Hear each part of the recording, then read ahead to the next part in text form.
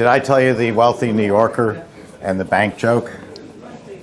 No. Okay. Hey, guys, you got to run your tape. I will tell a joke. Okay. All right. All right. Before we get going, I will tell a joke because I do know one clean one. And this is an only in New York joke would this happen. This wealthy lady goes into Chase Bank and she says, I'm going on vacation. I would like to borrow $5,000 for my vacation. And the banker says, well, we don't loan money for vacations. She said, I knew you'd say that. So I've got a 380 SEL Mercedes, brand new, out front. Here are the keys. Here's the title. Here's the registration. I'll leave it for collateral. It's worth $140,000.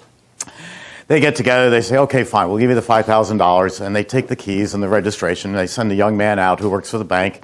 And he gets in the car. He drives it around, put it in the bank private parking lot.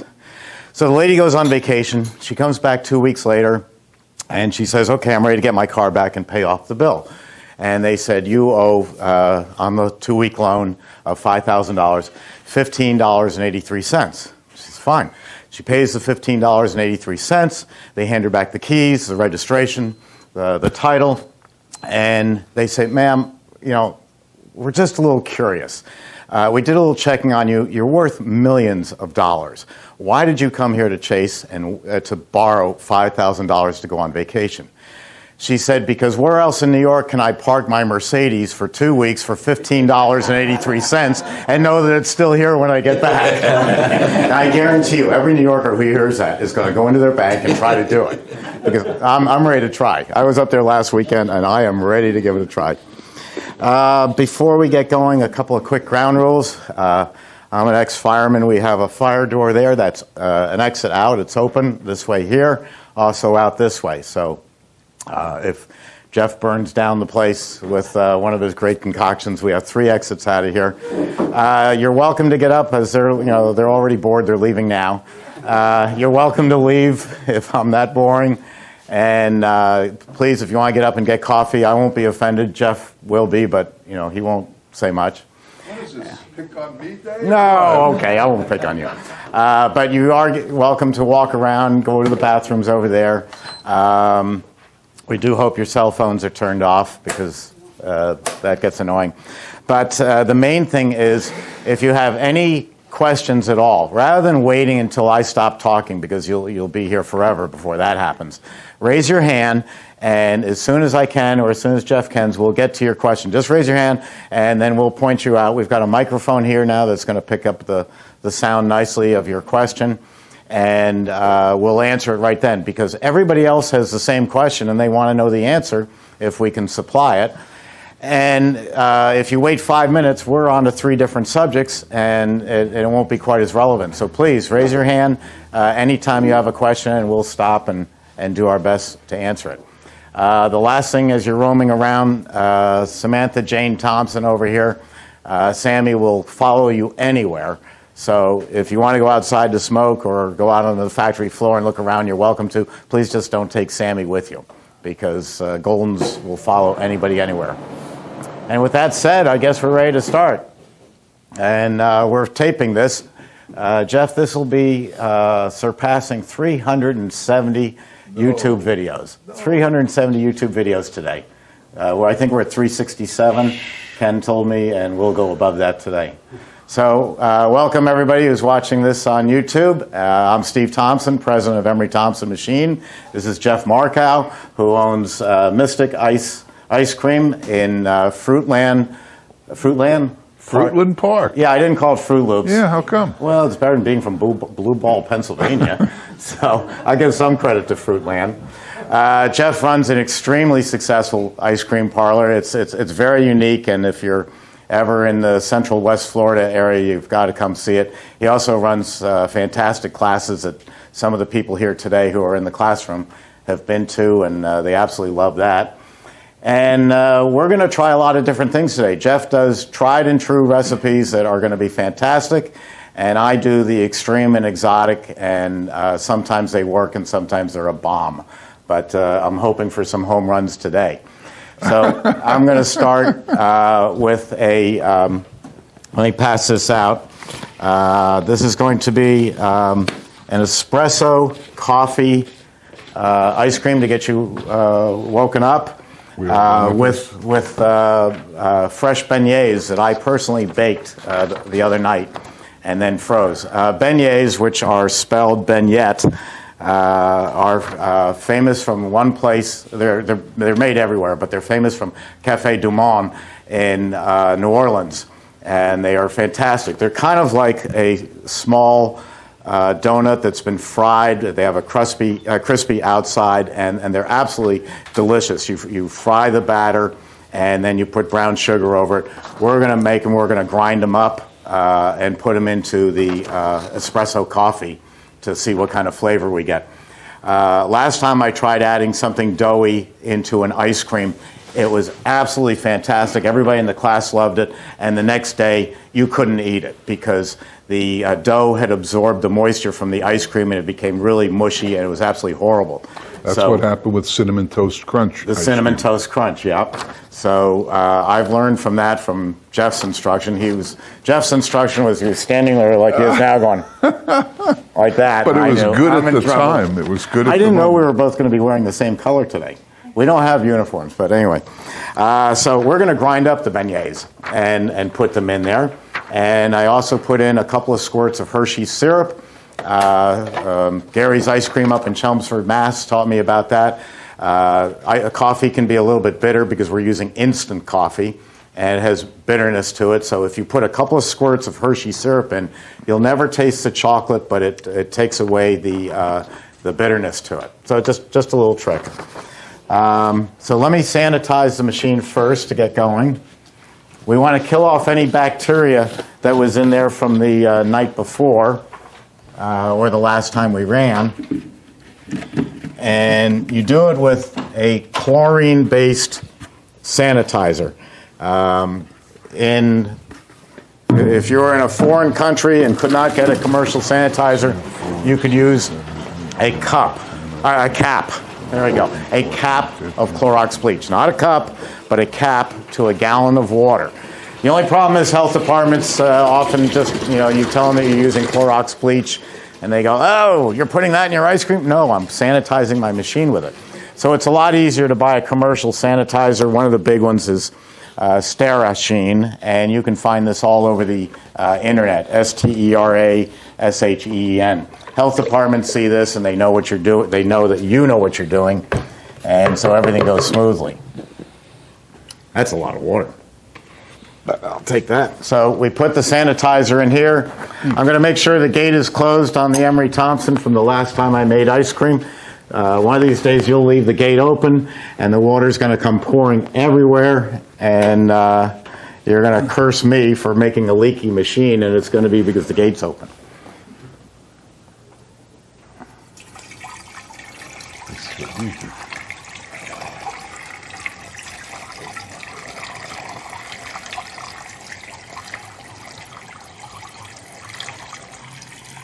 No witty banter while you're doing that? I'm trying to pour without spilling because I don't need a towel underneath me. Trust me, you do. I'll humor you. This is adjustable up and down to any size that you want. I'm going to turn on my infinite overrun control. This is something that I invented in 1998, and it allows me to adjust the speed of the machine, and by doing that I can change the air content of any product. What I'm going to do right now is run it at maximum speed because I'm just sanitizing the machine. The second that sanitized water hits the parts, everything is sterile. But the health department usually wants you to run it for 30 seconds, 60 seconds. Whatever they say is what you're going to do. When we make ice cream, when we pull this out, the next step of making ice cream is we'll have our dairy product in there, our flavors. We'll turn also on the refrigeration. That will get the walls of the cylinder ice cold, and the blades will scrape the ice cream off the walls. And then when we're finished, we'll turn off the refrigeration. We'll keep it spinning to help push the product out. The ice cream will be thick, and the machine will push it out. Right now, there's just water in there. If I open this gate to take out the water, the first row of people here, it's going to be like Shamu the whale at SeaWorld. You're going to get soaked, including me. So turn it off. I try to teach you the way you were taught how to change the tire on a car. You hope never to have to change a tire, but if you do, you should at least know. Or if you're a millennial, you'll call Liberty Mutual, and they send out a team to do it for you. That'll get me in trouble. Good morning. Oops. So I'm going to keep this off to the side, this sterile water, because I can use that for anything that comes in contact with the ice cream, like my hands or a spatula or anything like that. So let me go get the mix. That's the one thing I forgot. Would you like me to entertain the crowd while you're gone? Please do. Okay. You want to show them the missing rabbit trick? So, contrary to what Steve said, I'm experimenting today. I'm going to make 3 things. One of them is my tried and true totally coconut ice cream, which is a definite winner. It's what I started my business on, one flavor. And that flavor rocketed us to stardom. And then we'll experiment with 2 cookie flavors, 2 cookie ice creams that I've never made before. So we'll give it a shot. Contrary to contrary, isn't that double negative? Did I say contrary to contrary? No, but that's what I was sounded thinking. What do we have to put 4 quarts of mix in? Something measured? Or we've got these down here if you want it. This is a blend that we get from the dairy. Consists of milk, cream, sugar, and skim milk. If you want milk in your coffee in the morning, you probably don't keep a cow out back and go milk it. And in an ice cream parlor, although you could make your own blend, it's a lot more convenient to let scientists, dairy scientists, do it for you. They do it by the percentages of how much fat the cow produces, depending on its breed, the time of year, sugar, water, sugar, milk, cream, and skim milk. That's all that's in there. First tip of the day, when you're measuring in a measuring cup or a beaker like this, put the measuring units opposite you. That's a good idea. Of course it is. I like that. So that you can see it. Yeah. And we want 4 quarts, right? 4 quarts. Now, which one did I give you? I gave you the agenda. Here's the formula. So we'll pass these out. That's the Espresso beignet formula. Except if you want to make a change on there, we are cutting back. I'm going to take one too, so I know what I'm doing. We're cutting back on the coffee down to, what do we say, 4 ounces, 3 ounces? Well, we'll start with this much. Okay.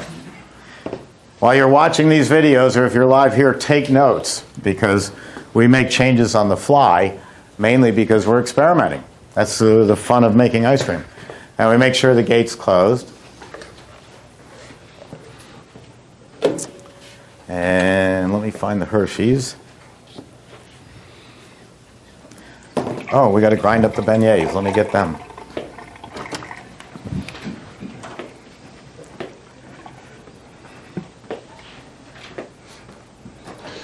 And while he's getting that, it probably would be a good idea to run the coffee crystals in the machine and get them to dissolve. You think? How much is that? About that much.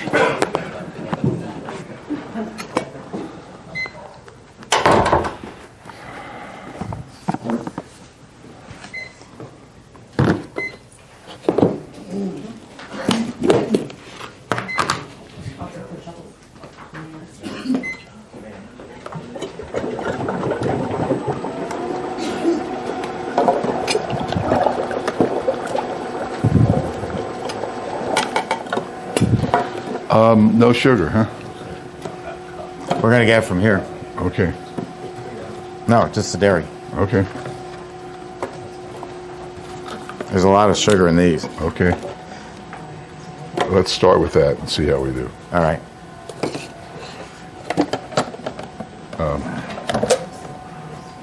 Yeah. There. All right.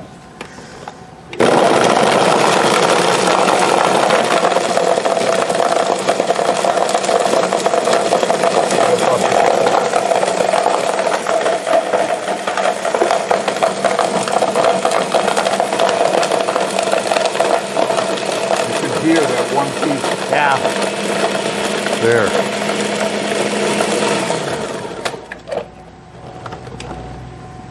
Okay.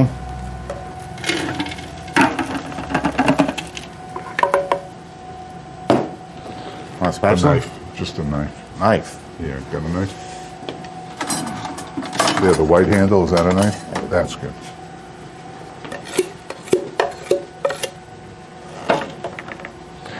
Same technique you would use for Snickers, Kit Kat, Payday.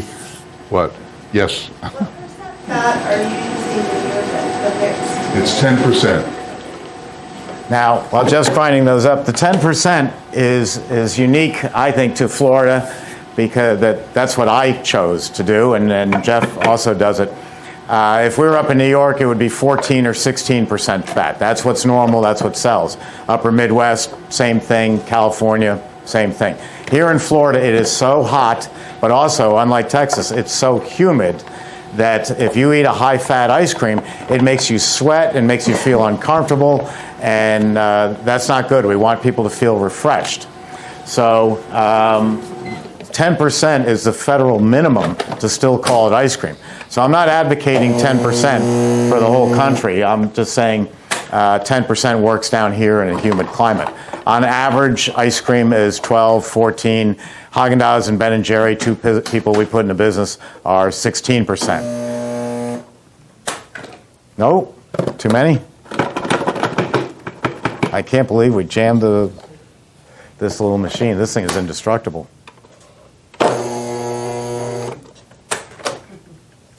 What did you make the beignets with, Elmer's? Concrete. I have another container of smaller pieces, I think. Want to try that? Because I have more than we need. Oh, they're like cement. Yeah.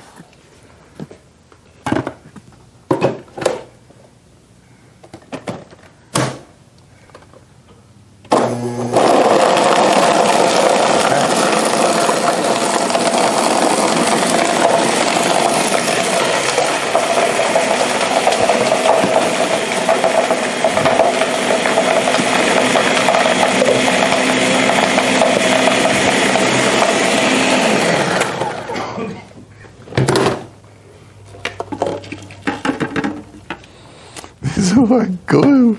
Well, tell me how you make a beignet. What's in it? Well, it's a beignet. It's a flour mix that I bought from Café Du Monde. You can also use. You can buy in the supermarket in the refrigerator section little packets of pizza dough, and you can use that. That wouldn't really make a pure beignet, but the Italians do that. They take the pizza, break it into small pieces, and drop it in fat and fry it to not this heavy, but a golden brown. And then you sprinkle it with powdered sugar, and it's absolutely delicious. It's addictive. It's got a name, but that was from a girl I used to date, and she's not. In talking to me, talking to Pennsylvania, me. they sell fried dough. Yeah, that's probably the same idea.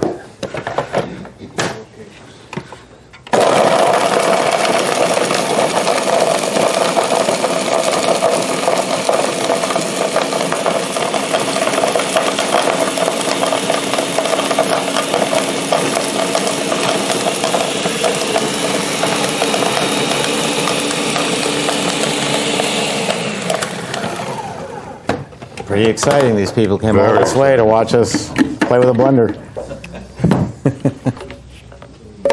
Yeah, but when they taste it, they'll go, oh. Well, I hope so. Okay, so you've got the mix in there. I'm going to also put in about 4 squirts of Hershey syrup.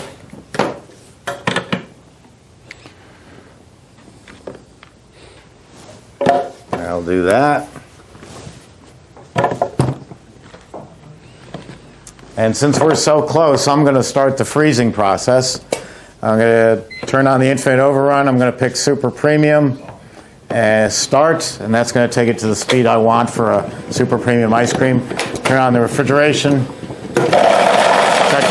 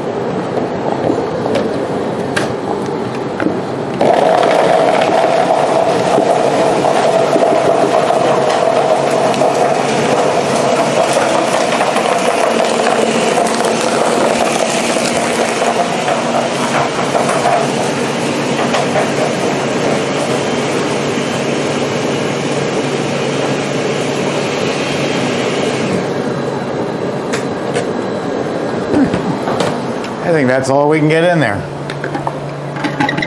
What do you mean? I don't think there's any more room unless I take a little out. Well, take a little out because we got to get this in. Okay. Well, that may be more beignet than we need. No, you can never have too many beignets, right? No? Okay.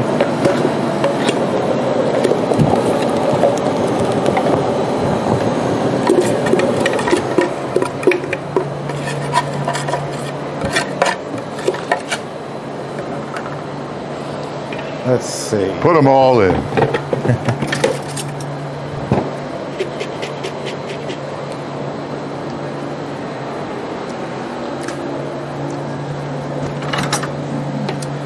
More coffee. More what? More coffee. Okay, right there. The open one. Thank you.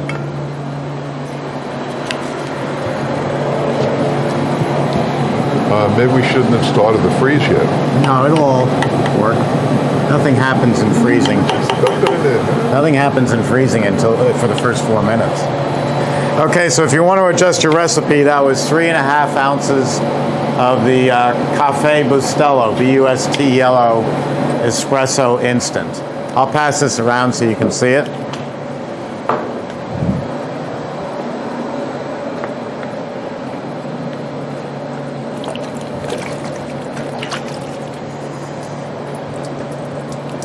Hey, you know what we can do? What's that? We can use the rest of this as it's coming out.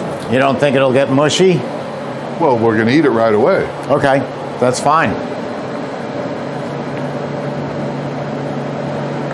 Where did our napkins go? Paper towels. Can I have a roll of paper towels, Christy? I'm sorry, could I have a roll of paper towels? Thanks. I purposely put the cup there. What'd you do with the cup? The cup? That cup. Yeah. Right there. Right. Got another one? I don't think so. Never mind, I'll use one of these. All right. We have lots of those. Any questions so far? Yes, sir. Yes. What the hell are you guys what is doing? that, when you set the infinite overrun control, What? how do you know what percentage you're making? Is there like, you have a number there, it says about 165? These are numbers that I picked years ago for different speeds for different products. Well, like if you wanted to, say an ice cream at 100% overrun, well, I would run it on homemade or full speed. The number, excuse me, the number of RPMs doesn't matter because if you're using another machine, a homemade hand crank or anything on the market, every machine will be different. Okay. But no other machine has this control. Right. They're all set for one speed. The Cappigianis are set to do gelato only. They cannot do homemade. They can't do super premium. No other machines except this one and a frozen custard freezer, which we are also making, can go as low as this one. So when I pick up a product, like over here, I've already set the overrun into it in the name. So we have homemade ice cream, super premium, Italian ice gelato, frozen yogurt, cream ices, frozen custard, sorbet, sorbetto, sherbet, frozen lemonade, and on the newer machines we've also added dairy-free. So all you have to do is pick the product that you're making today and push it. Now, for the executive chef who, anybody here an executive chef? Good. Executive chefs know more than, God. And so they are always going to have their own attitude. So they can come over here and say, well, I'm going to run frozen custard at a certain speed, 135 RPM. But since they're an executive chef, they're going to say, no, I want to run it at 137. So they can tap the manual. Actually, it goes up in 5. So they can go to 140, you can go to 130. So we give you the automatics, but we also give you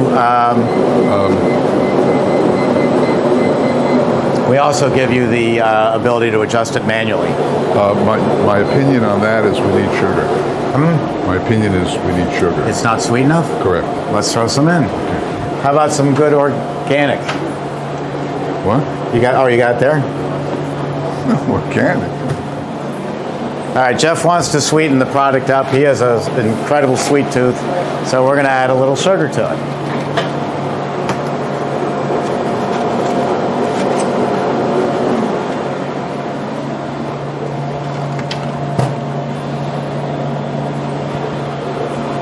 8 ounces.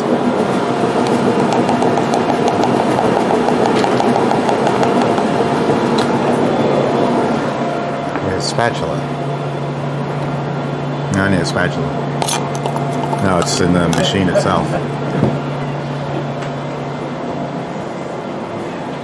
Thank you.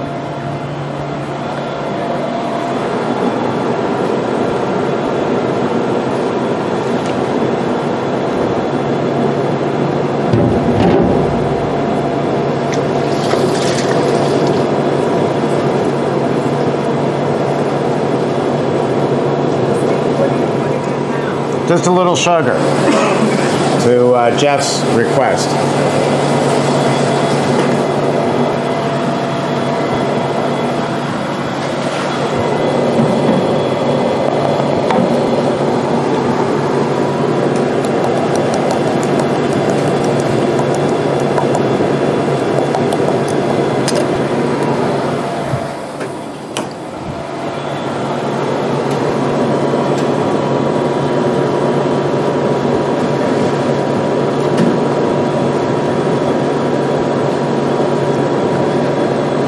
See, making ice cream, what I'm trying to show, Jeff will do, as I said, tried and true formulas. I make ice cream by mathematics.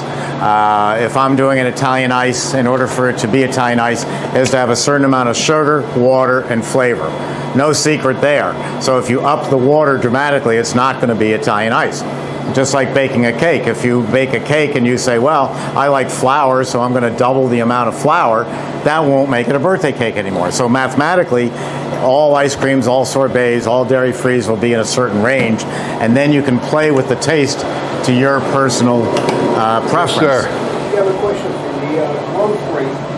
Naturally, because the air mixture, what's the percentage of growth rate of the product? Overrun. Double if you do 100% overrun. Let me just check this product because I don't want it to run away from me. Overrun is a complicated term that I can make simple. It's like proof in alcohol. This is ready. I'm going to take that out, so I'll answer your question after we get it out. I'm going to turn off the refrigeration switch. And Jeff, you wanted to add some? What? You wanted to add some of this? Oh, you don't have to. It's got enough. I think we had a lot in there.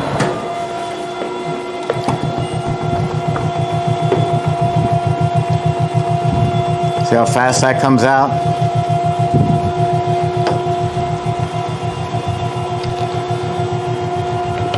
Is your blade still running?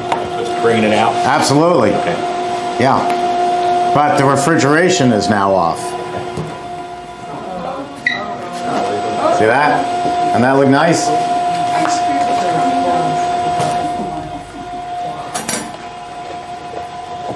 I know. That's why Jeff's towel's there.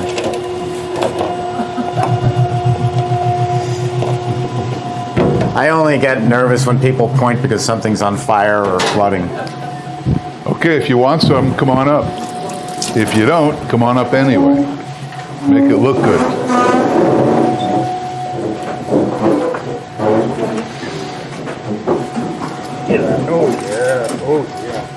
Yeah. I need music fuel there. Ciao Luna Manzanale.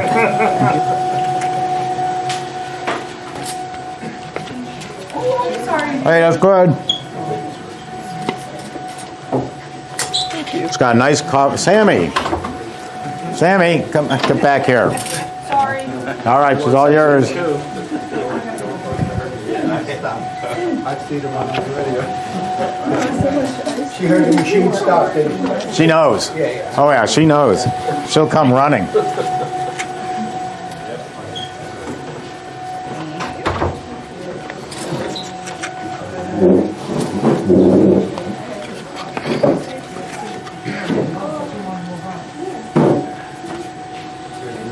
That's good. Thank you. You're welcome. I couldn't find Mystic Cafe. I couldn't find any. Thank you so much. Hi, good to see you.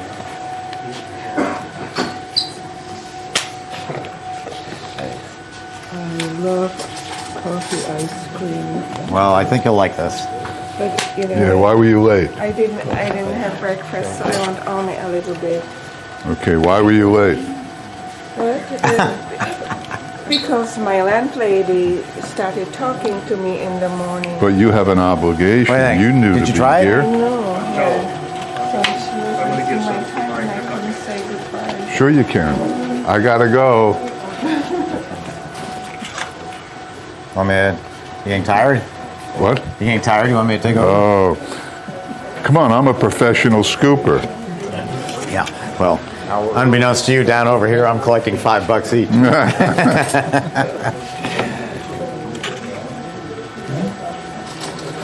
These are the lovebirds of the class. Good morning. Good morning.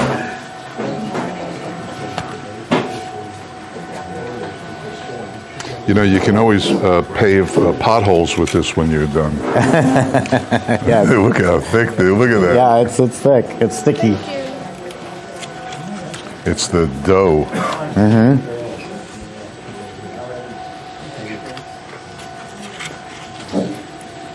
But you guys defeated the ninja for a minute. Yeah, me too. I thought Never. nothing You can stops never a defeat a ninja. ninja. I'll just take one for Mike.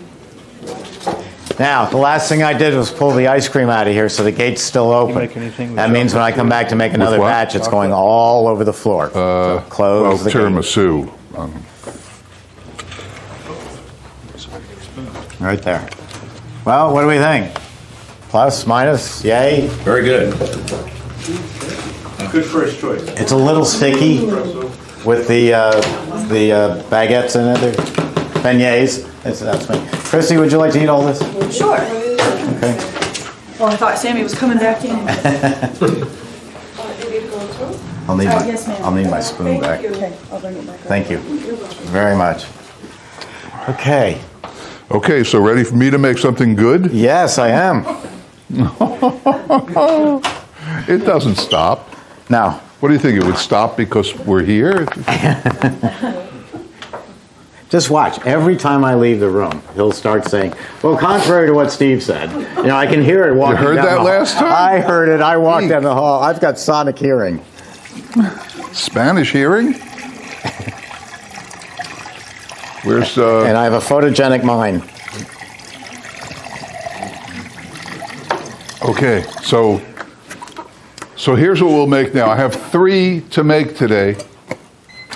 2 unknown cookie ones that I've never made before, and 1 tried and true coconut. So I guess we'll start with the tried and true coconut. That all right? Okay. Now there's 6 left in here We have because we another used bag. 4. No, we used 4. Yes. And I use 5, right? Okay. So if I pour off 1, we're good. Yeah. Okay. Did you go over the bladders yet with them? No. Okay.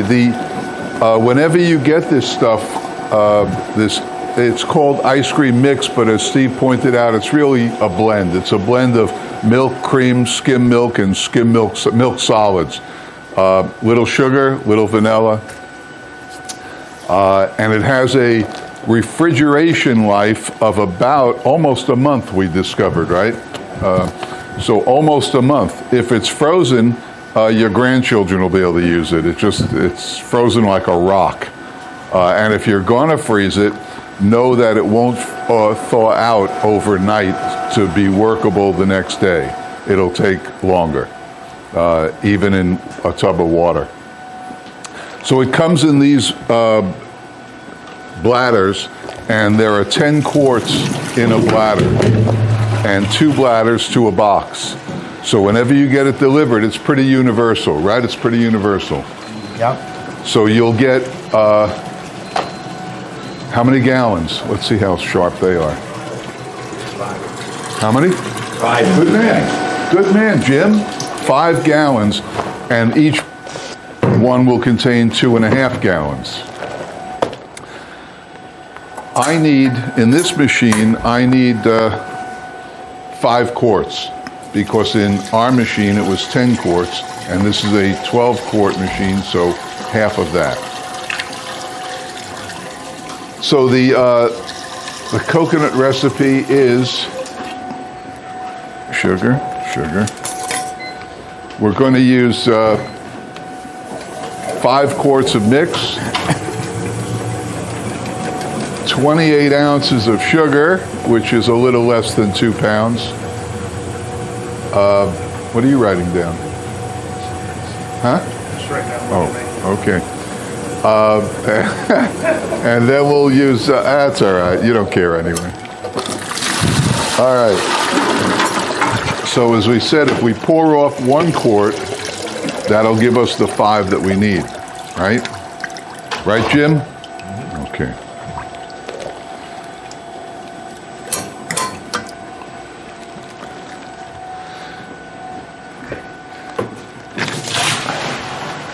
Now that's ready, right? Ready. You just put sanitizer in it, right? It's all done.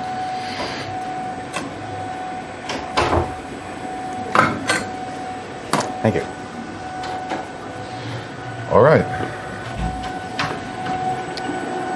What are you rinsing that one? Yeah. All right.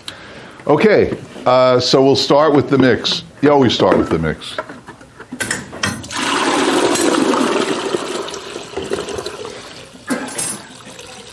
And we're adding, how many? 5. 5. Oh, you almost said 4. 5 quarts of mix.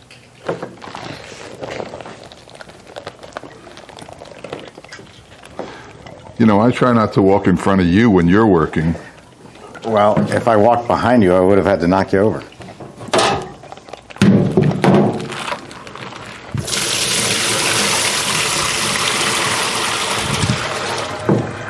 Oh, so the camera's having trouble adjusting for that loud shirt you're wearing.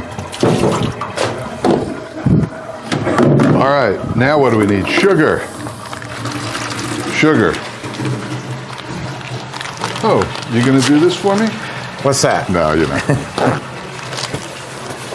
And you can either use the good sugar or the cheap sugar that he uses.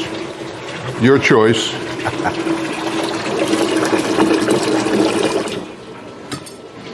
How much did we say we need? See, they're not listening. They're just talking, sleeping. Nothing going on there.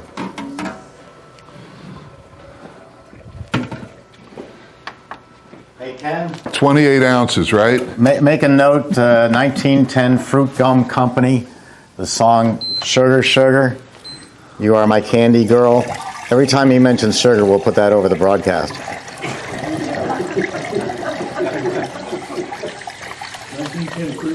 Fruit Gum Company. Fruit Gum Company. 1 is 16 and 12.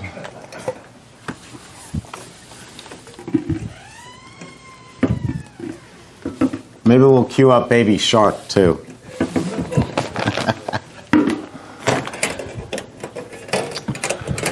Okay, sugar, mix.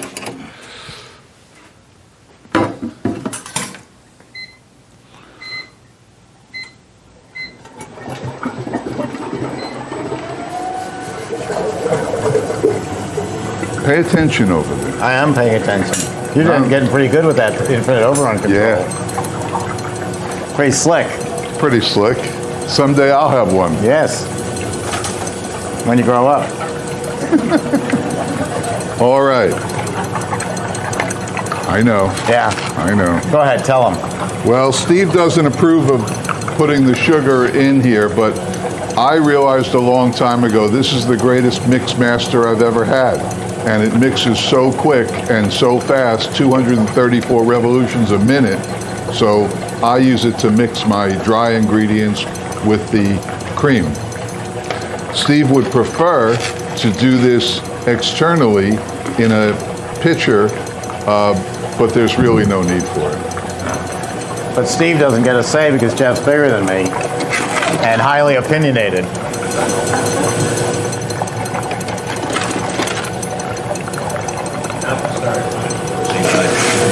The idea of putting it directly in versus pre-mixing it, liquefying it, does that affect the blade life or anything like that? Yes, and it'll affect the blade life. No. But Jeff gets his for free, You'll so be what does long he gone care? before those Yeah, blades okay. wear out.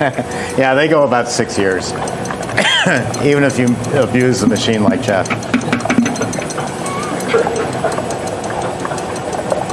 It would go 40 if you do it right. All right. Shredded coconut. This is what I use. It's either Ansel or Goya. Same product. Same company.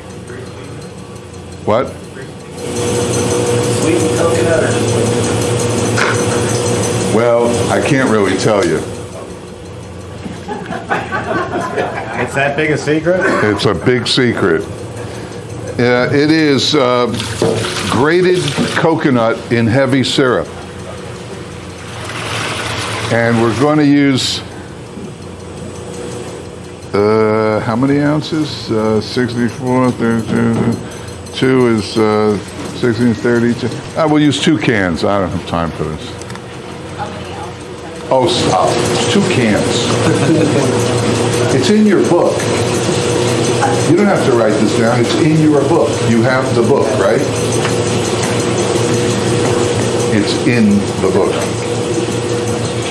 Speaking of books, there are about 200 of my mediocre recipes at emerythompson.com that are yours free for the taking. You can also get Jeff's book online from Mystic Ice Cream, and I have to say these are fantastic. So if you're just starting out, you make these and you'll do fine, and then you can graduate up to mine, and everybody will say, wow, that's really mediocre. Boy, these are sucked. So don't try to steal them. Christy's watching. But you can buy one today if you like. Not that we're here to sell books. I am. Okay. Someone's got to pay for all this stuff I bring. That's true. Okay, so we're adding 2 cans of this.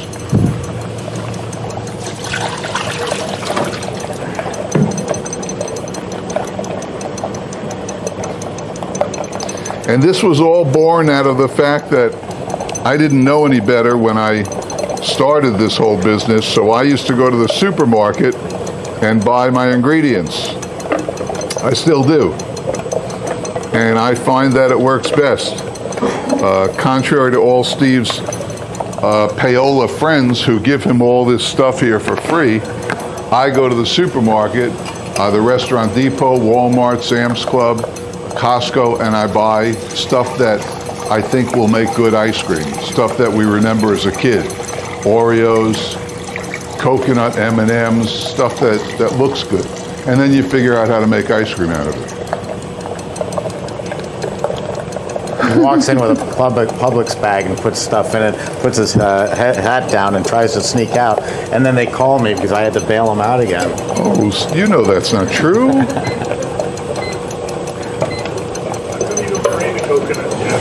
What? Grate the coconut? Drain. Oh, because that stuff's good. It's got all the flavor in it. It's like when you're making tomato sauce. Something like that. Ken's from Texas. They use Heinz ketchup to make pizzas. Ketchup? Did you say ketchup? To make pizzas. Ketchup? Why, what do you say? Tell them how you pronounce That's what I say, ketchup. It's ketchup. All right, we're saying the same thing. No, it's not ketchup. Ketchup is what you do when you're chasing somebody. Is this like the the urine joke? That the opposite of you're out in baseball is you're in? It's ketchup. I said the same thing. He did ketchup. Next, you'll be telling me about that other planet out there that we don't discuss. Huh? Oh, no. Oh, no. We'll add children a little, watch this show, you know. No, they don't. We'll add a little coconut milk. You don't have to.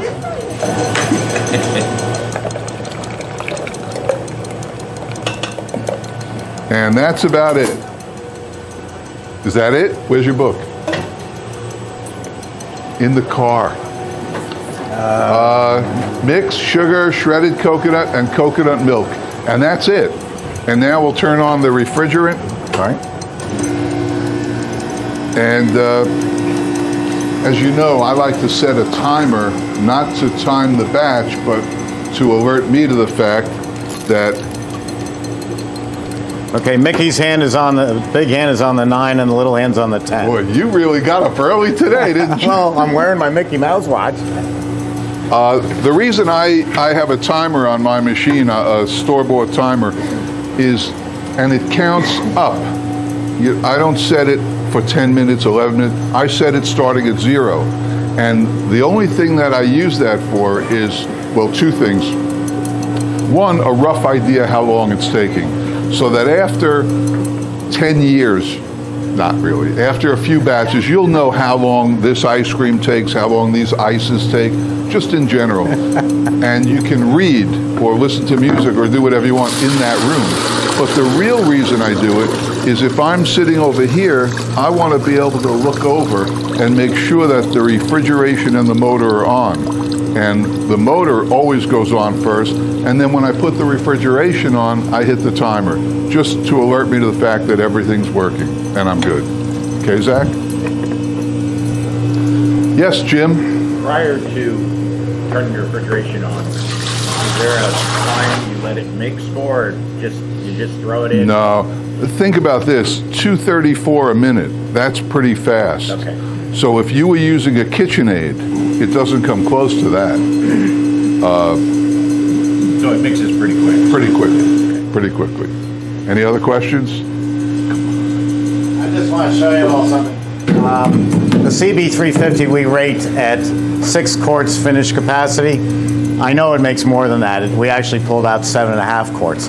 But with all that powdered beignet, everything that we poured in there, I just want to show you what was left after rinsing. It's next to nothing. So people sometimes call up and they say, oh, I left so many chips in the machine, or so many Oreos, or anything like that. And I know it's because they overfroze. It's the most common mistake people make. They think that ice cream should come out of the machine ready to go on a cone.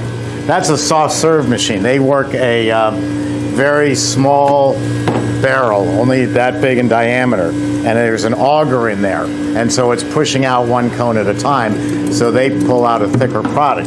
We're making bulk ice cream like your oven, where when your pie is ready, you take the whole pie out. But I just wanted you to see how little is left after rinsing out the machine. And you go out and buy a spaghetti colander, because even though that's a very small amount, you don't want to be putting that down your drain hour after hour, day after day. So the inexpensive spaghetti colander catches that and keeps it from going down your drain. Just a little tip. All right, any questions about what we're doing?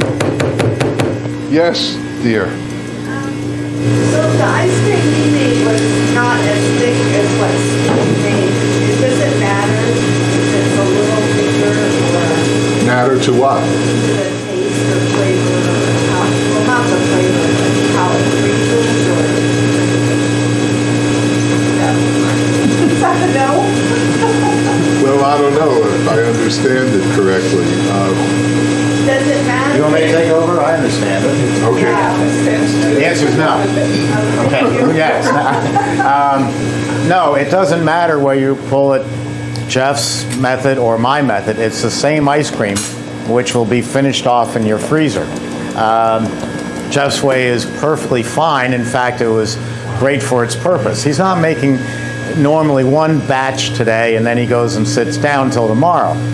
He's making a lot of batches, so he wants production. Get it in, get it made, get it out. Get it in, get it made, get it out. I was trying to show you something close to scoopable for you to try, so I pulled it a little bit stiffer. I prefer Jeff's way. It's not going to change the ice crystal structure whatsoever, but our machines are designed for speed. If you look at the Italian machines and the Chinese, which are everything else on the market, they discharge very, very slowly, and they have to take a spatula and cut off a section, and then cut off a section.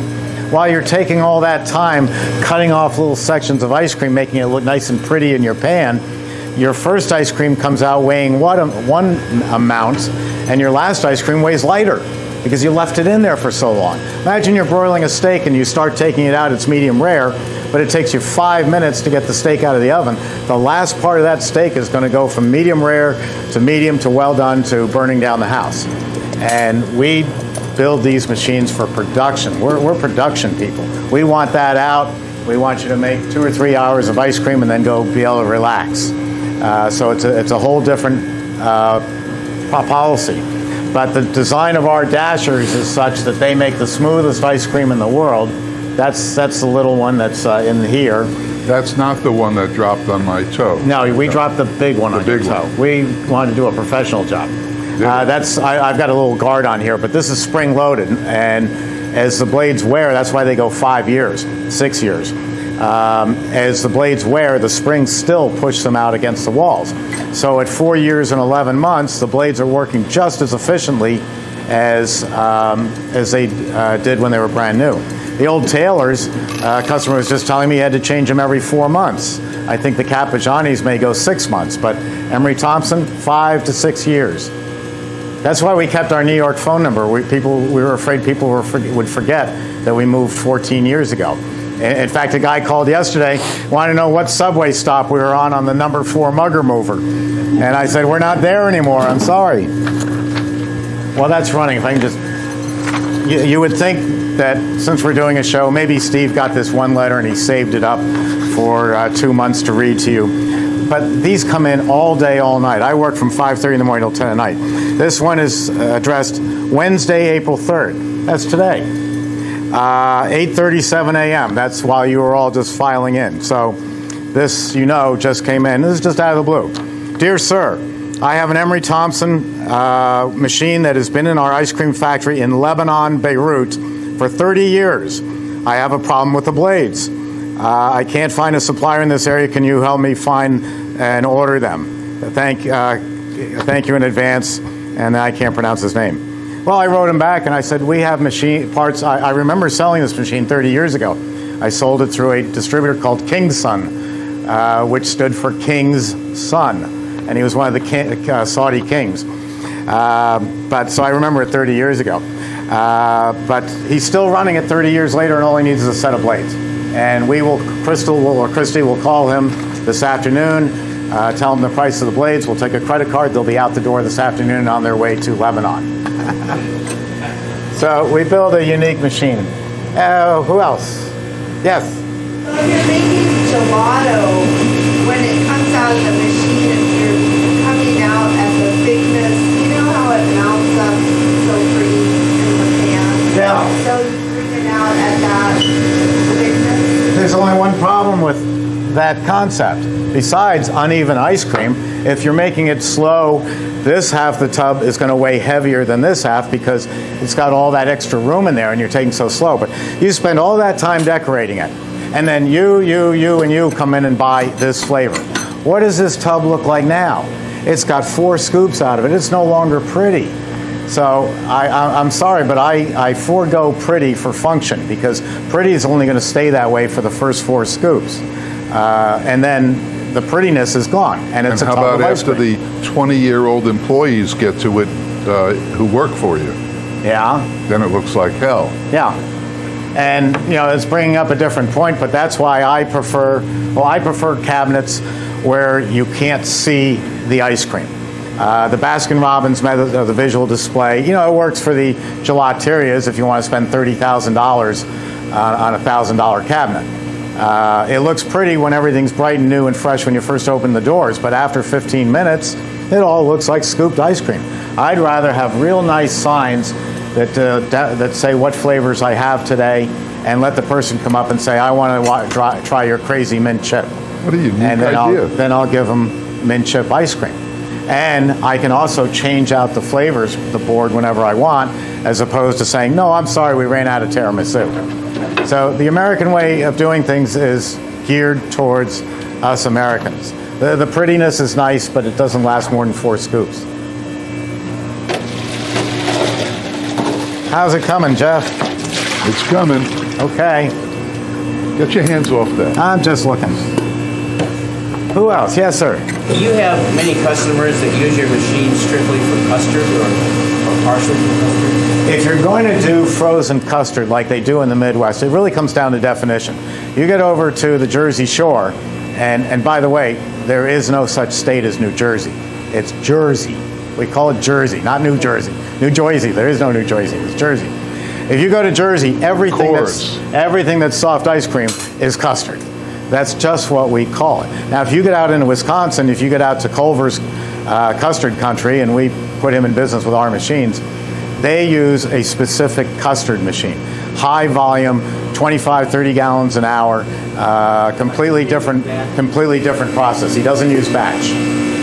If you want to add a little bit of custard to your store, yes, we can do it in these machines, a batch or so. But for the true custard, you need a custard machine. We invented the custard machine in 1923. I brought it back in the 90s. We're bringing it back later this spring because the market is still out there. But it's a great market. It's a great product, but it's got a couple of problems to it. One is, anybody on the East Coast, custard sounds like that stuff Mom used to put into little glass jars, like junket Junket custard. And put into the refrigerator. And it was never any good. So people on the East Coast don't know what it is, or the West Coast. But people in St. Louis certainly know. In St. Louis, they do, Ted Drew's. But it's what we call in filming, a one-trick pony. You're selling one product. Well, it would be like Jeff's selling, hey, we make the greatest vanilla in the world. We make vanilla all day long. Any flavor you want, as long as it's vanilla. Well, what about the person who wants mint chip or the tiramisu? You don't have it. So it's a nice add-on if you want to do it, but I wouldn't do a business exclusively. And this coming from someone who's about to introduce a very expensive custard machine to the market. It's not at all for everybody. When are you going to market that? Be ready. You'll see the prototypes being finished today. Everybody tells you. $50,000. Right? It's a lot of money. Yeah. A whole lot of money. You better have a big market. Yeah. Like Culver's. Culver's has a big market. Culver's is a great franchise. I worked with Craig Culver when he was starting out, and just the nicest. Everybody in that organization is nicer than the next. Just wonderful. And there's other companies out there who I don't want to mention just because they're coming on board. Yes, sir.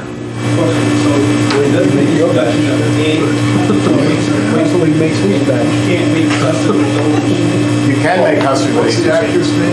But if you're going to run a custard business that's going to be all custard, you're better off with a custard machine. Again, it comes down to the definition of custard. Exactly. Rita's tells people they're making custard. It's not custard, it's soft ice cream. It doesn't qualify as custard. It may have egg yolk in it, but it's not custard. So what qualifies as custard? The machine. Custard is the lowest overrun dairy product there is, lowest air content dairy product with egg yolk in it. And it's a very unique definition. If you're doing a Rita's, we put Rita's in business also and sold them hundreds and hundreds of machines. Instead of with a Rita's franchise, you have to buy a batch freezer and a soft ice cream machine. So if you're making, they call this a gelati. It's glass, but they call it a gelati. When I was growing up, it was called a parfait. And a parfait was a scoop of raspberry sherbet and a scoop of vanilla ice cream. Scoop of raspberry sherbet, scoop of ice cream. A gelati is a little bit of soft ice cream and some Italian ice. A little bit of soft ice cream and scooping hard Italian ice. Instead of all that work in a $30,000 soft serve machine, buy a little cabinet, make up some vanilla this morning or any flavor you want. And now I'm going to have 2 cabinets, vanilla, Italian ice, vanilla, Italian ice. Better quality because I'm making homemade ice cream, not cheap soft serve with a lot of air in it that melts fast. I'll have a much better product doing it that way. Same result though. There it is. You could help out here. What would you like? Grab the towel. It's Sorry. stuck on the. Easy. Go for it. Here we go. Okay. Want to try some of this? Yes. Bryan Cranston. Doesn't he look like... Did you ever watch Breaking Bad? No, I didn't. Oh. Boy, I can't... It was hitting me all day yesterday. Right here. Bryan Cranston. All day it was hitting me. Oh, that's good. Why do you sound surprised? Can I get only a little Oh, stop. You're Can I have here your- late, you're complaining. Can I Come have your on. autograph? That is good. This is the first ice cream I ever made. And why did you choose that? Because I was in the supermarket, I bought the stuff, and I said, well, that sounds pretty good. It's really not, anything more than that. Does anybody want to take a 10-minute break to go smoke, go to the bathroom, go play with Sammy, or should we keep going? Everybody agree, keep going? Jeff, from an operational Okay. standpoint, do you have somebody who is physically making the ice cream? Or No, I make Where's it. back home? Puerto Rico. Yes, okay. I make the ice cream. You still need this. Unless you're applying for the job, but I... No, It's multiple locations trying to figure out. most likely the best way to soft serve. distribute. I make the ice cream. I make all the ice cream. And she knows it, too. If it wasn't for the shipping costs into Puerto Rico, you could ship it in from Florida, but you've got the highest shipping costs in the world. Brian Cranston. Nobody ever told you that? Soft serve. Oh, Yeah, that's not true. That's soft serve. It'll This work. is the coconut that You'll we have to didn't add get to some try sugar to yesterday, it. right? Really? But it'll work. So adding sugar will. It looks It'll white. give you more solids. You could, if you had What? cream in the That's too much, supermarket, you right? could buy some of that too, and put it in and balance it out and come up with your own formula. So yeah, you could improve on that. Is that expensive? Like $6. No, I like to rewash them and wring them out and use them. Okay. That one is like $5. There is one in the Yeah. first sink there that needs dealing. Then that's okay. That's doctor it Steve's. By sugar and cream. If you had cream available, yes. Otherwise, just more sugar will do it. When we make ice cream, we have to freeze something. We in the dairy industry call it solids. It's like if you want to make Italian ice, if you leave out the water, the Isn't sugar, that there's nice, how nice solids and in white It's just it is? water and flavor. So you need the solids, and that comes from cream and or sugar. So how much per ounce or something of sugar should I add? It's going to be more like the size of the machine. If you're working with this one, I'd say I would start with 2 cups. And if you hear none it for making you a guys. grinding noise, it means it's freezing too fast against the water, the walls, and then you add another cup. Take care of you But in 2 cups for a post-production. start. And this is how. Meanwhile, I just gave Steve another project for you. Finished. None for him? Yeah, the cylinder's about. Oh, none for you? The cylinder's about Okay. 8 or 9 quarts. What's the project? Yeah, but that'll work. Probably not. I was doing a process and now I'm buying this because I bought a carpet, 1993 carpet gun before I knew Emery Thompson. Well, it'll still work for you. Yeah, but It gets you into business. That's the key. Get into business. Then you'll come back because you'll grow. yeah, I've been a year and I've already sold $82,000. Great. So, That's a great start. but I want to buy Later. Thanks. Yeah. When the ice cream hardens up, does the sweetness change any? I believe that the taste changes, that not the sweetness, but that the ice cream will, if you make vanilla ice cream, if I make vanilla ice cream, which we're going to do next, and you taste it now, you'll say, oh, that's really good. It is the best coconut But ever. 6 hours later, it's going to be What? more intense. Jeff doesn't agree with me, but the dairy industry agrees with me. That the Got a flavor. lot of ice cream So to go. don't judge it first coming out of the machine. Judge it 6, 8, 10 hours later tomorrow, because the flavor will bloom. Isn't it good? You can never have too much flavor. I mean, people buy flavor. They don't buy fat. They don't buy air content. They eat flavor. Isn't that good ice cream? What I find in going around tasting different people's ice cream is they don't get the flavor. No, they chintz on the flavor. Jeff, folks, we were just talking about flavor, and Jeff will tell you, and he's finally gotten through to me, which is not easy. It doesn't matter what your flavor costs, because making Breyers, a company that we put into business, their coffee ice cream tastes like colored vanilla ice cream. That's all it tastes like. Doesn't taste like coffee. My coffee will put hair on your spleen. And so that means tea drinkers are not going to buy my coffee ice cream, but coffee lovers are going to love my coffee ice cream. Like the one we made this morning was a good, strong taste, and it'll be stronger tomorrow. So flavor is everything. So even though I kid him and he kids me about the sugar, because I say sugar is sugar, when it comes to other flavors, you buy the best flavors and use a lot of it, you'll have a great product. My great fear, if I had a fear in ice cream would be you coming up to me and saying, wow, that pale pink ice cream you gave me was really delicious. What is it? And you can't tell that it's red raspberry instead of strawberry. I didn't use enough flavor. You use enough flavor and people will be around the block. Because as a gentleman just said who walked up to me a minute ago, he says, everybody else out there doesn't have enough taste. It doesn't have enough flavor. And that's criminal. It's so easy to buy good flavors at the supermarket, which I'm going to do with my red raspberry, and use a lot of it. So what if it cost me $15 to flavor? I'm going to get that many times over in the sale of the product. I think I'm up next, so let me look at the list and see what I'm going to do. So this is good, right? We like the coconut? This is great. And that grated stuff in the can is terrific. Oh, I forgot to add something. You stay out. Stay out. No, I brought some coconut flakes to add. It's like it is. Oh, well. But you can do that. You can add some coconut flakes and just give it a little more oomph. Yes, sir.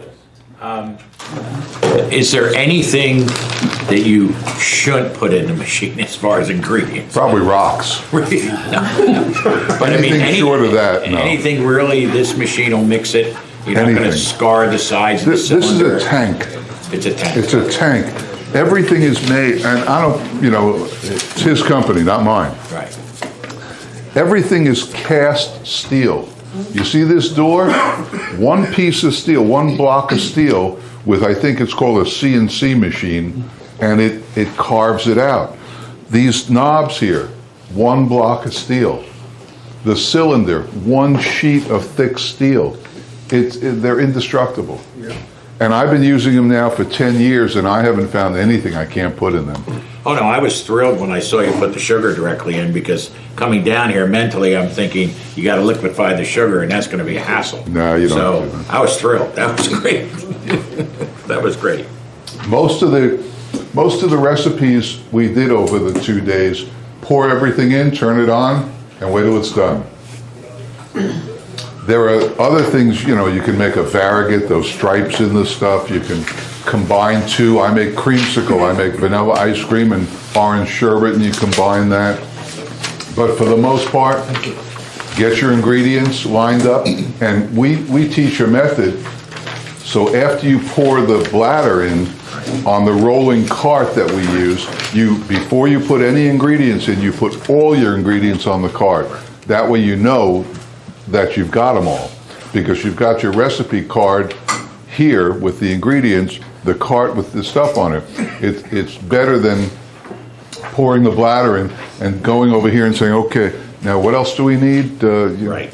So that's the method that we teach, and then everything in, and it all blends and comes out. Pre-stage your ingredients, yeah. Yeah, but it's great because everything goes in, and then you turn it on. Raspberries. And Jeff, I take it each type of ice cream or what you're making has a different freeze time, like 17 Absolutely. minutes, 13 The coconut minutes. took longer. Why did the coconut take longer? Because of the sweetness. What? Because it's sweet. Right, sugar. Sugar takes longer. Okay. Alcohol takes longer.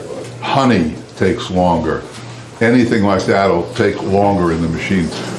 This, there was almost 2 pounds of sugar in the recipe, so it took a long time. Other things that we're making won't have sugar in it, so they'll be 6-7 minutes. Really? Yeah, that's Quick. it. This went about 12. Okay. Okay. All right. You can answer a few more questions. I'm rinsing the raspberries. Let's see.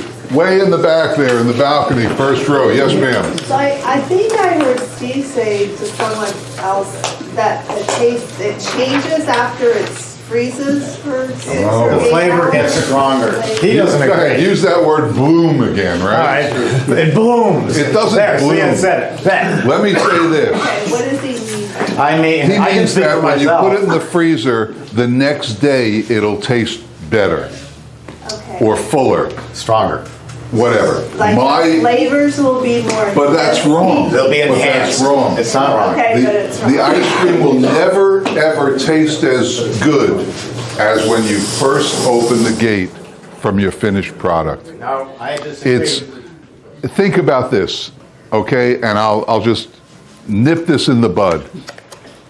When you're sitting down to eat ice cream and you've gone to the freezer and scraped out a big bowl of ice cream right from the freezer, you start eating it. When does it taste better? When it starts melting, right? And you go around the edges because it's softer and the temperature has gone up. When he puts it in the freezer the next day, the temperature is 0 or -5. There's no taste going on there. The taste comes in when the temperature rises and the ice cream gets softer. Okay, Therefore, let me finish my sentence. Yeah, I know why you're wrong now. Therefore, when it first comes out, the temperature is higher because it's softer, and it's ready to go. Okay, now I know what's wrong besides the fact that you didn't grow up in the Westchester County, New York.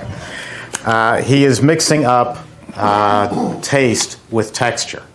And that's two different things. Yes, the texture coming out, the texture when ice cream is soft is wonderful. You have to get ice cream up to a certain temperature, otherwise it freezes your taste buds. That's the texture of the product. The actual taste, how strong is this raspberry, will get more intense overnight. Not if the temperature goes down. And then you can warm it up to whatever scooping temperature you want. The entire dairy industry agrees with me. They're wrong. They're not wrong. Why? That's like unusual for the establishment to be wrong? Jeff, they're worth $900 billion and you're only worth $2 million. It doesn't matter. $7 million, I forgot. It doesn't matter. They're wrong.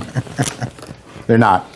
Let's take Baskin Robbins. We'll try huge chain of ice cream stores, right? Huge. Every Dunkin' Donuts now, huge. When you walk in there, what do you see? You see dipping cases with 32 open tubs of ice cream. You're going on to a different subject. No, are they right or wrong? We know they're wrong. No, they're different. They're not different. They're wrong. The integrity of the ice cream is being defeated. So they still do it. That doesn't make it right. I'll tell you what we'll do.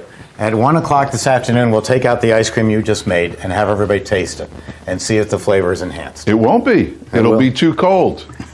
Okay, here we go. I need some help. Thank you. 1.5 quarts of water, please. I'm going to make a fresh raspberry sorbet. Now, a couple of things. I don't have one to show you anymore, but the way we used to make ice cream, no, I threw them out. The way we used to make ice cream years ago, not too many years ago, maybe 10 years ago, the way we made ice cream is we bought 5 or 6 cases of raspberry puree, raspberries in a heavy syrup, raspberries that were so ugly that you couldn't sell them like that because this would be, I don't know, make it up, this would be a grade A and they're using a grade C. I don't know what scale they use. But you couldn't sell them anywhere else, so you put them into ice cream. You put them into a number 10 tin, that's a 3-quart container. You throw in corn syrup. You throw in red dye number 40 to give it a bright red color, and you ladle it out and you put it into your ice cream machine, and we called that raspberry ice cream. That's the way we made ice cream. We grew up on that. We loved it. It was fine. Then came along the millennial age group, 21 to 39 on average, and they said, you know what, we want better quality food. We don't see why we have to make ice cream like that. And they and Jeff going to the supermarket and buying changed the whole industry. My good friends who make stuff in cans are hurting because everybody in this room is making it fresh. So it probably cost me a third more to buy these beautiful raspberries. These came from product of Mexico. These beautiful raspberries, as opposed to buying it in a can that was packaged 2 years ago and has a shelf life that will take it to the year 2040. I've got a fresh product in here. I'm going to put it in with fresh sugar and water, and that's it. It's about as simple as you can get. Now,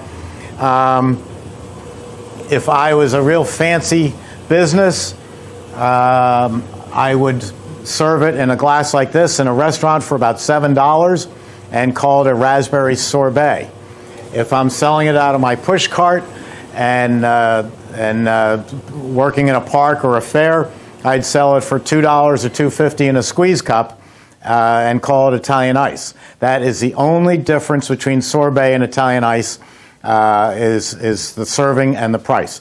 You'll get the Italian saying, "Oh no, he's crazy," just like Jeff says, "Oh no, he's crazy. He doesn't know what he's talking about." I do know what I'm talking about. I've been doing this for 47 years, and the only difference between these two is they'll claim that the sorbet has more fresh fruit in it. Well, fine. I'll put in more fresh fruit if you want, but I'm putting in what I think is a proper amount to make a great sorbet or Italian ice. We'll see. Again, it's experiment. We may adjust this after you taste it and say 2 more, packets of raspberries, or it was just fine. I can't imagine needing less. That would never happen. So let's get this going. It's going to be the 40 ounces of raspberries. Jeff suggested some Torani. Is that how you pronounce it? Torani? Torani. Torani syrup, which is a raspberry syrup. Raspberry. All right, a raspberry syrup. It's a coffee flavor. Okay. A bag of chocolate chip minis, which I don't think I've seen yet. Right here. Great. Water and sugar. I would have used a lemon, but Paula forgot to pick it up just to give a little bit extra tartness, but it's not the end of the world. But you could put in an ounce of lemon juice if you wanted. So this is pretty simple. We're going to mix it all up in a bucket. And You just need your sugar. It's behind me. okay. Right here? Yes, it's in front of me. Okay. So 1.5 pounds of sugar. I've got my great digital scale over here.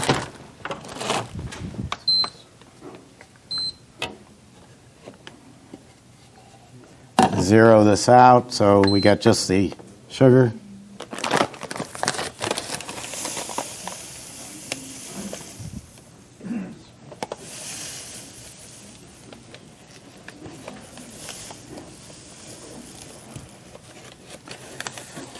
Okay, that's my 1.5 pounds of sugar. Sammy? Breaks my heart. As we slam the door on her face. Yeah, it breaks my heart. She's a good girl. Okay, sugar and water. Very simple. Nothing special about it. The Italians would be up here in a big white suit and they'd have a spectrograph and they'd be measuring the, I don't know what, to figure out the sugar. It's sugar and water. That's it. Thank you. So rather than pour it in the machine and cut the life of the blades down, I'm just going to mix this up. It mixes very gently. And he doesn't even pay for the blades. Yeah, that's right.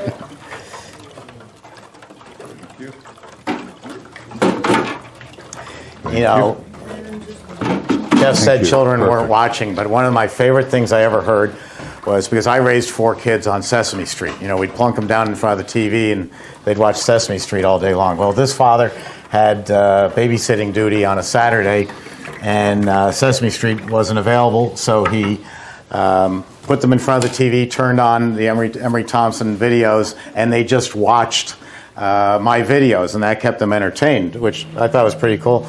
And his 6-year-old said to the 3-year-old, now, as I was pouring nuts and cookies into the machine, he said, "Now don't try this with a tailor." So I thought, boy, I made it. One of us is buzzing. You're buzzing. What? You're buzzing. I'm buzzing? Hear it? I'm not buzzing. Is it buzzing? Somebody's buzzing. Phone. Somebody's phone is buzzing. All right, I'm going to go ahead and put the sugar water in here. I'm going to make sure the gate's closed.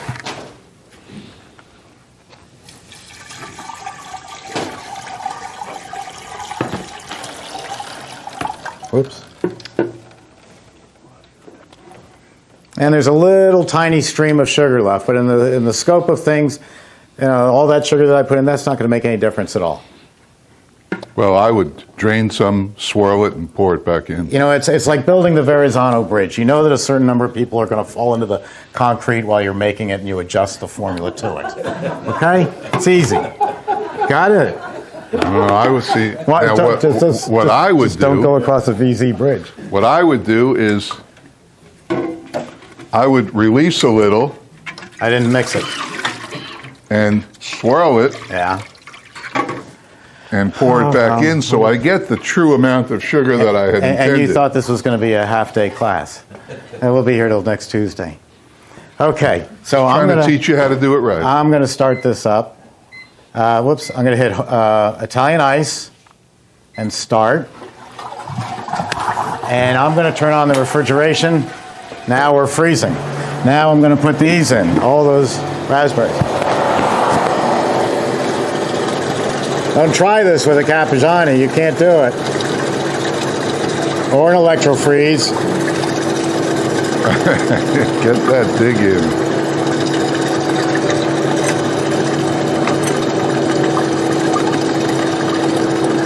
I don't mean to sound braggadocious, but Babe Ruth once was asked about his batting prowess. The man could hit home runs better than anybody on earth. And his comment was, it ain't bragging if you can do it. And these machines can do it.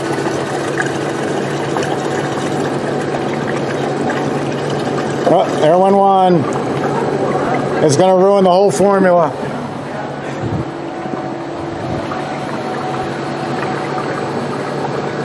Get down there, guys.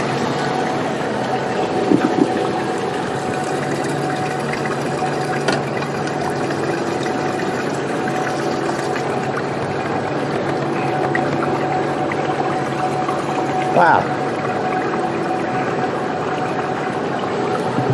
Almost done. But look at that, just sugar, water, and fresh fruit. It couldn't be simpler. Yes. First, most other fruits besides raspberry before you put it in. Would I, or does he? I guess that's the answer. Seeing this, just pouring the chips right in? Yes, I would take the raspberries, put them in the Ninja with a cup of this stuff, and make a slushy. Want to give me a cup of this? Can't measure a cup by now? How long you been in business? No. I don't make ice cream every day.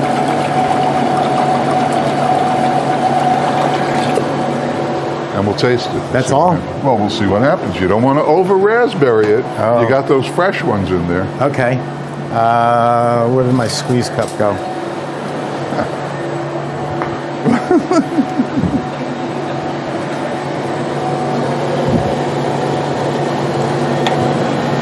Here you go.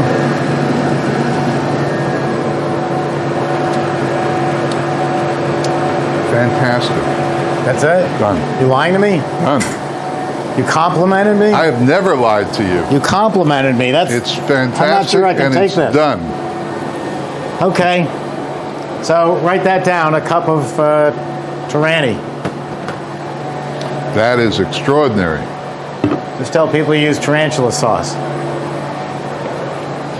Why don't you put it in here so they can see the beautiful color when it comes out? Oh, good idea. Okay.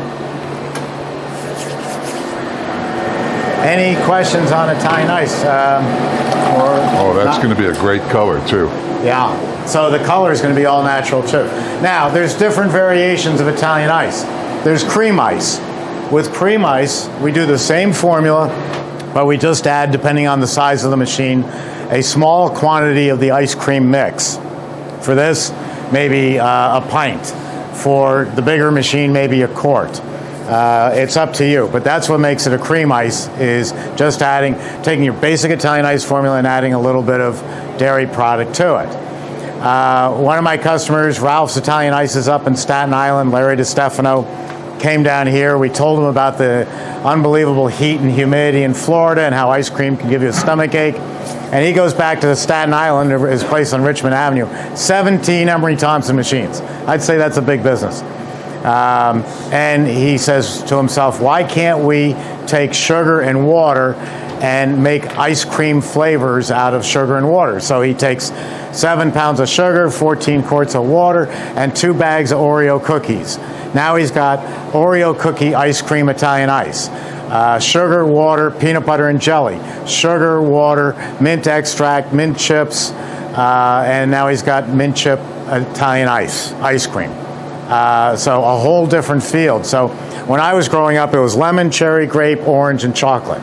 Now you have cream ices. You have ice cream ices. It's fantastic. And the latest thing, I'm looking around for my bag, but dairy-free ice cream, which is a coconut base. Instead of, it used to be called vegan, but vegan sounds like a 90-year-old man who weighs 89 pounds and you just want to buy him a good dinner at Ruth Chris. You know, he looks horrible. So vegan doesn't sell anything. It's a bad term. Use the millennial term, that's that. Use the millennial term, dairy-free ice cream. It's technically illegal, but I don't think because you're a small business that they're going to send a couple of Chevy Suburbans and ship you off to Yemen. So don't worry about it. Just call it dairy-free ice cream.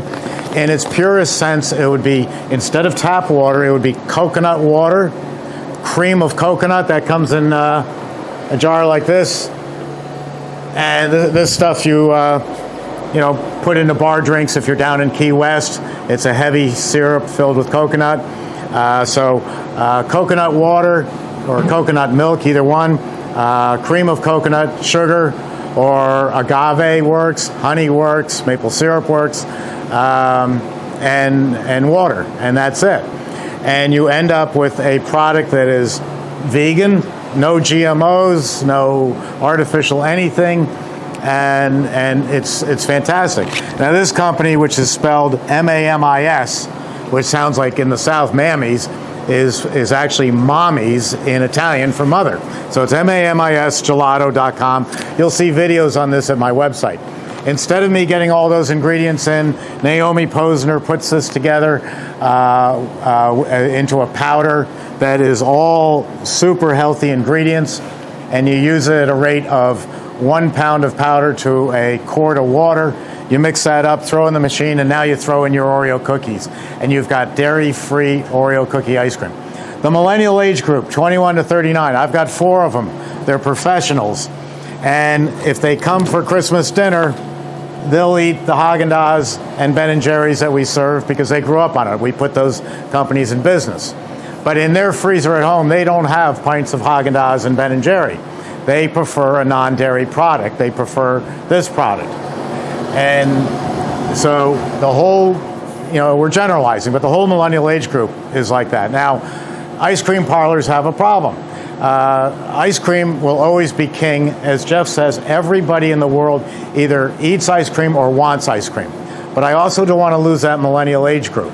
So I am catering to that group, not a whole dairy-free store, but if I have 16 flavors, maybe I'll put 2 or 3 as dairy-free and watch the lines because hardly anybody has it, and the word gets out by social media.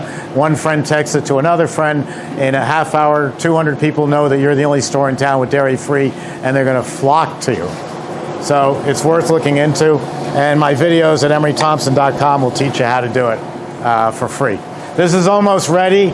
All I'm doing is checking it, and it's looking very nice. I could pull it right now if I was Jeff.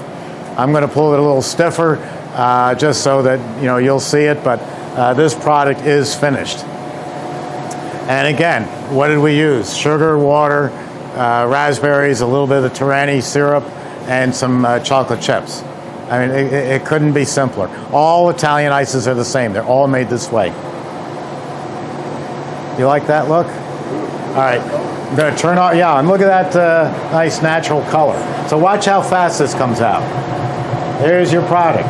Unlike other machines, we're in the speed business. We want to get things done.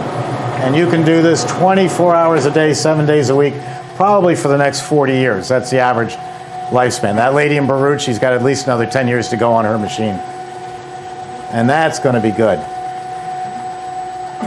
And in all ice creams and all ices, you plan your light flavors and work down so you don't have to rinse out the machine. I would do lemon, then orange, and then cherry, then grape, and then red raspberry. Each one is a little darker than the next. And we disagree on that. Okay. Remember what we went over, right? It's not the color, it's the inclusions. Oh, absolutely. That's why I can't make anything right after this because it's got chips in it. Right, but you can make lemon right before it, That's right, which I would have. and you can make chocolate right before it. Chocolate's easy to rinse. You don't have to rinse it. Not if I'm going to raspberry. It's going to turn it muddy. No, it won't. No, it won't. All right. The percentage is so small. Okay, shut the machine. Let's give them some ices. No dairy, right? These are Italian ices. No dairy. This is Italian ices. Sorbet, sorbetto, and it is dairy-free. And it's going to be good.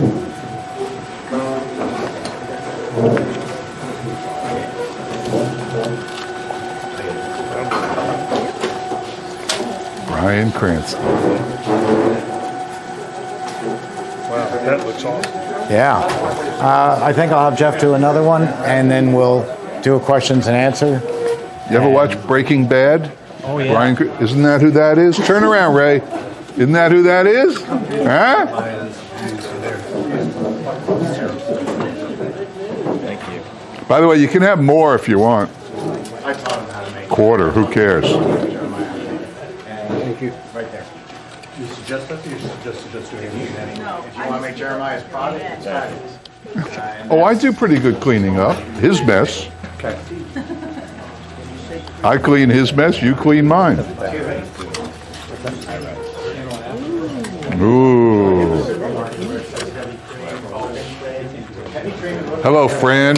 Think of some questions. Only half of this. Hey, I hate throwaway. next. Oh. Is it good?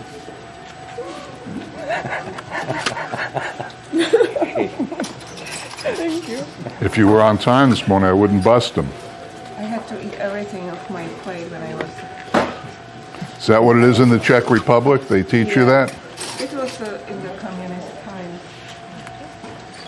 Did you know she's a communist? Did you know that I have a communist working for me?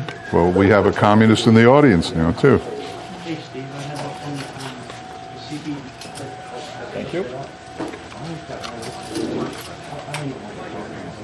Thank you, sir. Just a little bit's fine. Didn't Mike get some? Yeah, whatever. Thank you. Hey Jeff, is the sweetness gonna change coming right out of the machine No, versus just the freezing? time. So if it's super sweet right away, it's gonna be super sweet whenever it's served. The sweetness won't It change. just- Okay. Quick question. If you're doing alcoholic-based ice cream, I'm looking at a lot of the recipes I have, and it's, of course, it's adding egg or Christy, just take him a this. lot of heating up, like the gelatin and stuff. Does that cut out? Do the machines cut all of that out as well? Or I still have to follow the recipe as it is? We're gonna just gonna make one more product, and then we're Throw it in gonna and make it. do a So I can questions just and throw the answers. alcohol in there and it Absolutely. You don't need prep time. Wow. So we'll keep going as long as that's fine. If anybody wants to get up and walk around, use the facilities, go right ahead. But Jeff will start up right away. Oh, you want some for Mike? We just gave it to him.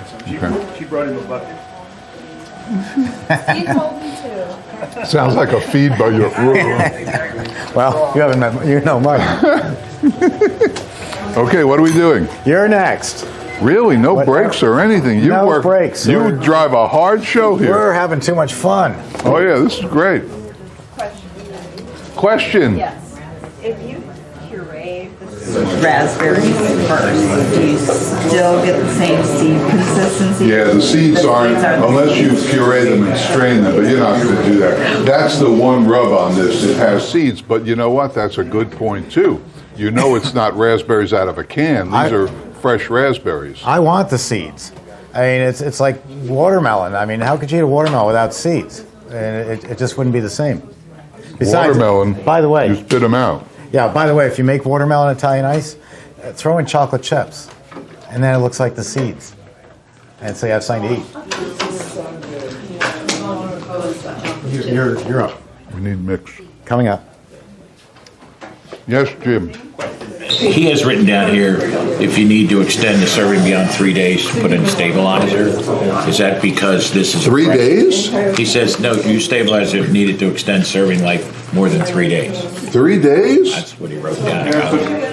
You don't need stabilizer after 3 days. I don't use stabilizer. 3 No, days, you it's said? written down at the bottom. No, 3 weeks maybe. This is the one you hand out. Yeah, well, that's for people who are going to make ice in May and sell it in August. Oh, wholesalers. okay. That's not you. So just cross out days and Sammy. put months. Months, Yeah, got months. it. Sammy. Small little error. Yes, sir. If you wanted to make it sweeter, you could put in more sugar. Sure. That's not a problem. It's like a roaming tiger.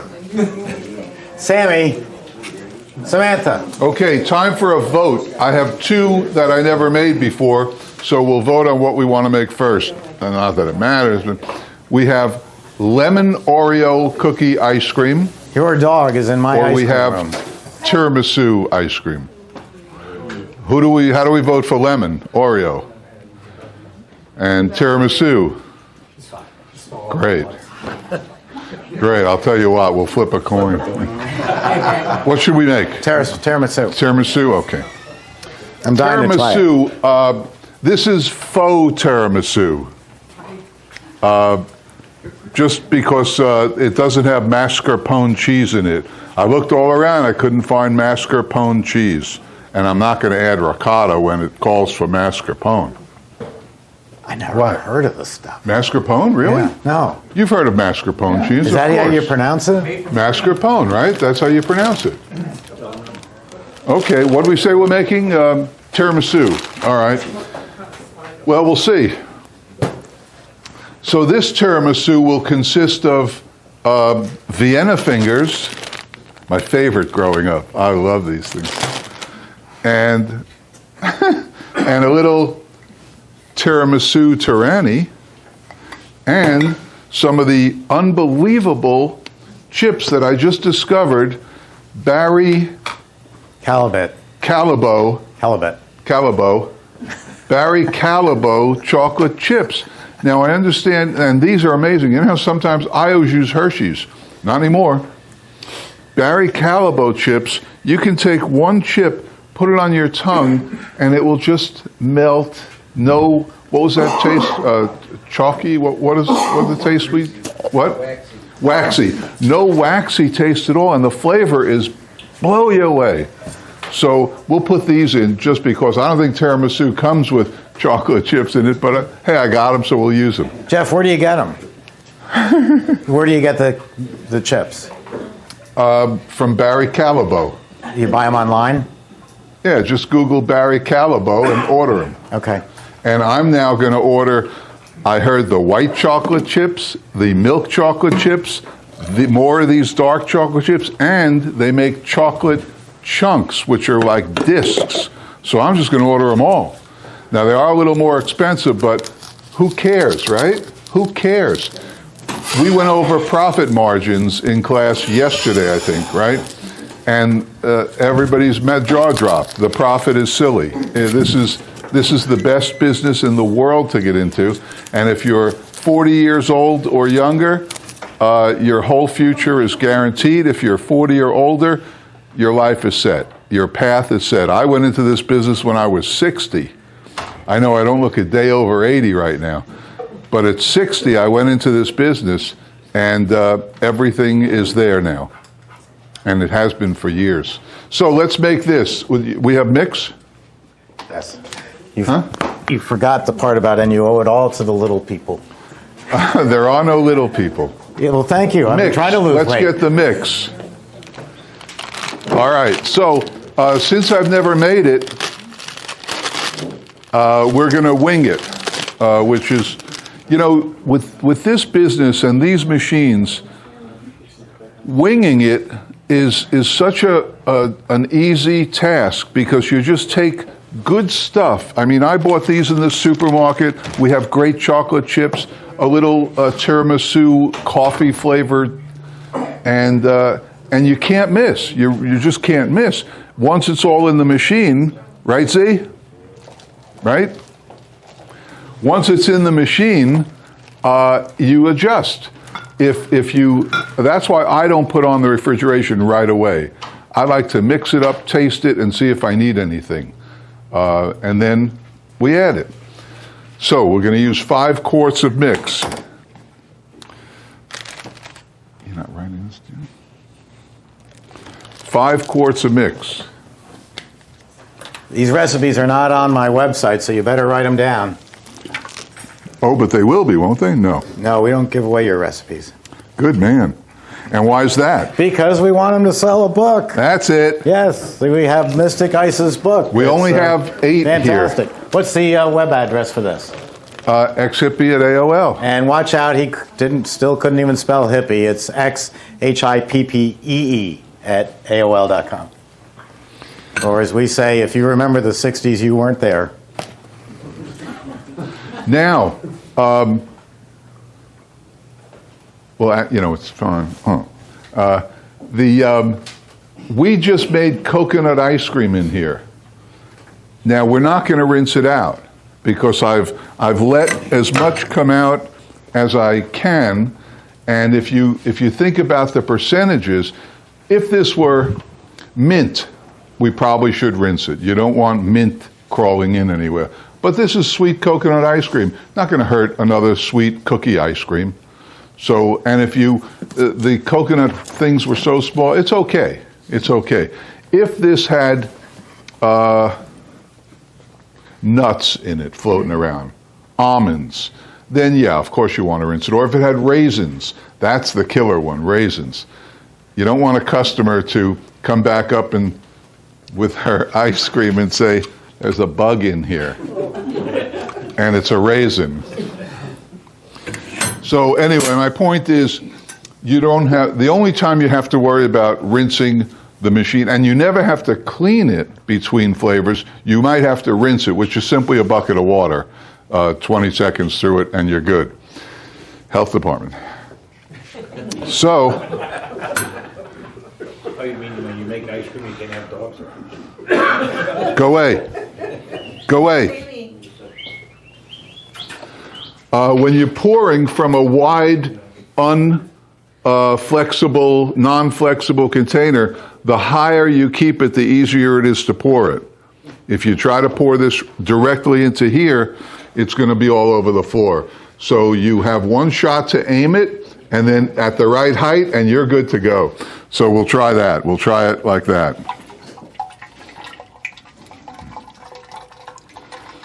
You can keep the applause to a minimum on that.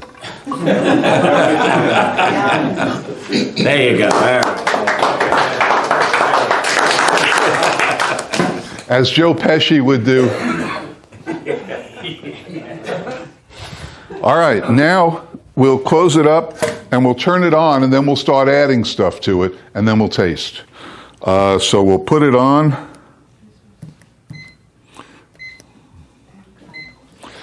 And then the first thing we'll add is some Torani to get the basic flavor of tiramisu going. Do you all know what tiramisu tastes like? No? Good. So we can't be wrong here. So this is a 750. A 750 is how many ounces? How many? 25? So we'll start with about a half.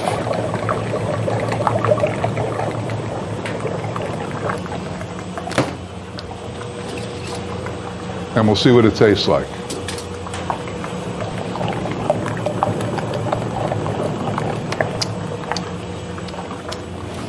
Ooh, that's pretty good. That's pretty good. I like it. I like everything more flavorful. So we'll add, it'll be 1 bottle.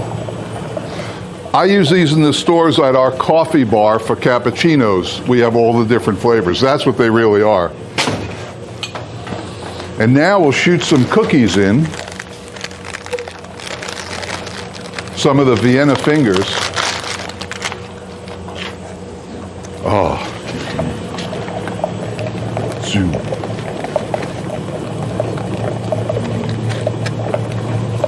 How many do you think we should put in? Oh, the whole bag? Yeah. Why not? Good crowd. Now, as we discussed yesterday, or Monday, we're in this business for 3 reasons. We all get into this business for 3 reasons, right, Z? Right? It's the teacher in me.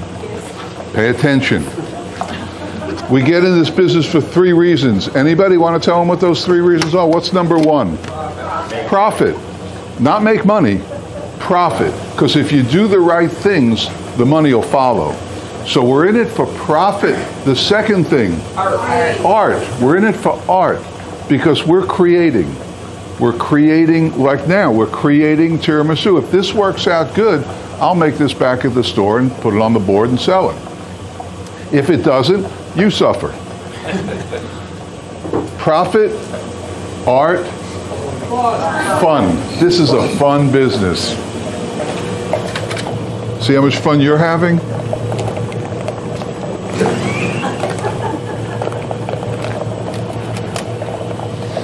We might as well just throw the whole bag in.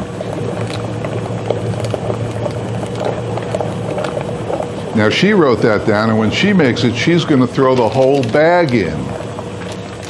Pay attention. Now what's going to happen to these in there?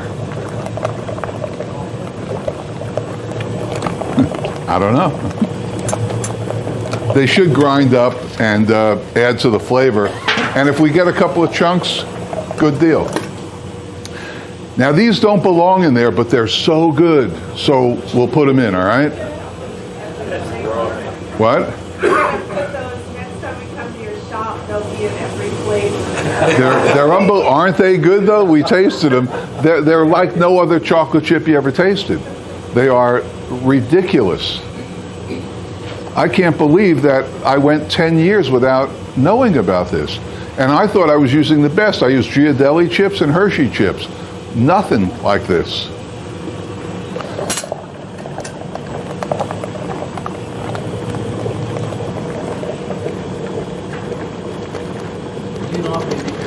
Like a Hershey syrup? What's that? Do they make a syrup like a Hershey syrup? I don't know. I don't know. But I'll soon find out. Whatever they make, I'm buying.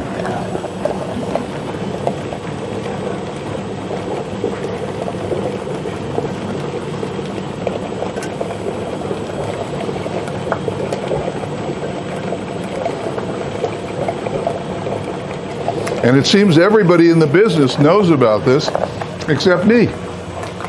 I was down at a friend's cream ice store in Fort Lauderdale, and his name is Evan, and he is a genius in cream ice.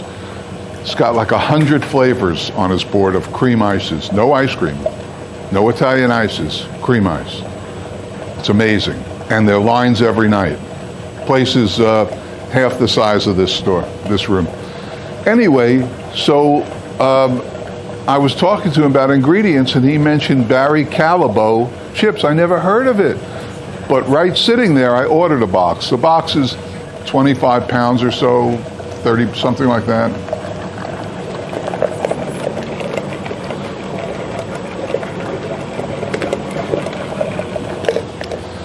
All right, so what else should we add? Anything? How about some vanilla? He's got the good stuff here that I don't have to pay for. So we'll add usually an ounce a quart. So what do we have, 5 quarts in here? So we'll add 5 ounces of good vanilla.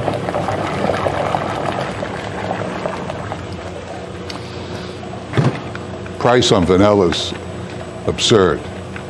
But we did go over the beans, and that's a very economical way to make your own vanilla. Okay, now we'll taste it. See, how could this be bad? Look what we added. We added cream, vanilla, cookies, those great chips, and some tiramisu. How could this be bad? It's got to be great.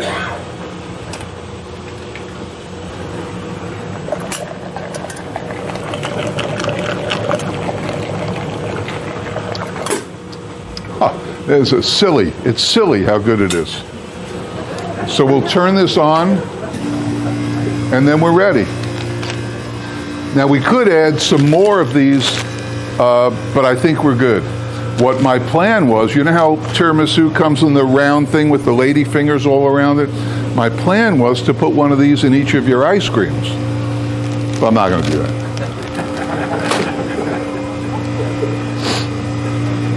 Jim, stick your finger and try a few of those chips. You don't need many. All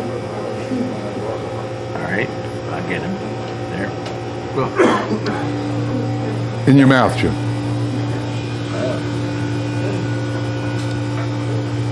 Amazing, isn't it? It's not like any chocolate chip I ever tasted. Those Barry Callebaut chips are great. Want this for anything? No, nothing. What was that? Your stuff, right? From the first one. No, that was yours. It has to be. I showed my stuff. What? I showed. No, that was the first ice cream. Yeah. No, I showed. I made coconut. No, I showed this, and it had just a reaction. That's because I did it afterwards. I poured it in. Let's choose to fight over that. Why did you get the standing ovation? Why was everybody clapping? I showed him the right way to pour mix into the machine without spilling a drop. Yeah. Higher. Yes. One shot in. Very good. One shot in. You got to have your aim right, but higher, it'll funnel down. That's right. Gee, you did something right. I'm shocked. Thanks. Same with water. If you rest it on the lip, it's going to spill. Yes, sir. No, it's all right. I know you told me before. What's the smallest batch? I pay her to ask questions at every breath. Yes. Pretty good today, Jeff. Yes. What's the smallest batch? Yes. Well, there again, Steve and I disagree. So.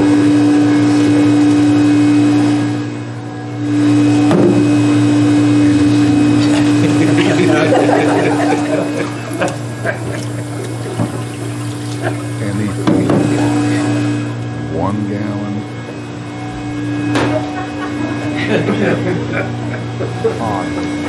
You had a question too, somebody else. Oh, you did? Yes, I saw your hand go up. You forgot. Must be living with Bryan Cranston at that time. Okay, any other questions? So the last one that I'll make today is lemon Oreo. I never heard of lemon Oreos, and yesterday somebody in the class said, oh, lemon Oreos, they're terrific. So I went and bought lemon Oreos, and that's going to be a 2-ingredient ice cream. Mix lemon Oreos. Done. We'll see. I don't know. Okay. This is going to be good. Let's make sure it is what it is. Now, yesterday, one second. Yesterday, we made an ice cream, and I keep tasting it, even though I've made them all before. Yesterday, we tasted it, and we dumped 6 gallons out in the sink because it wasn't good. So I always taste them, all the time, to see what we're going to add, what we're going to take away. Take away meaning add more mix. Just to keep testing it, and it wasn't up to our standards, and we dumped it right down the sink, 6 gallons.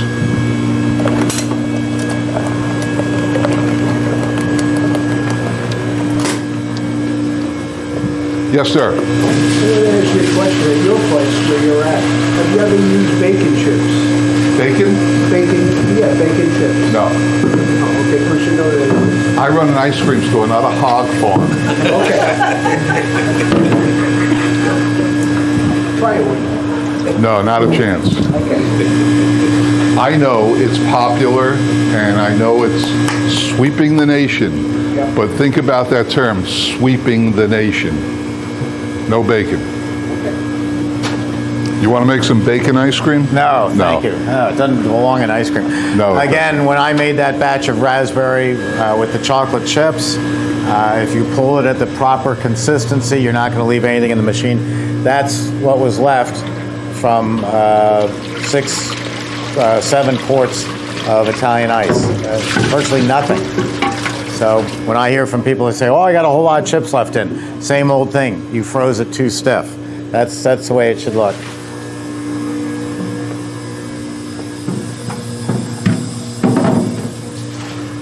Jim? It was Jim, right? No.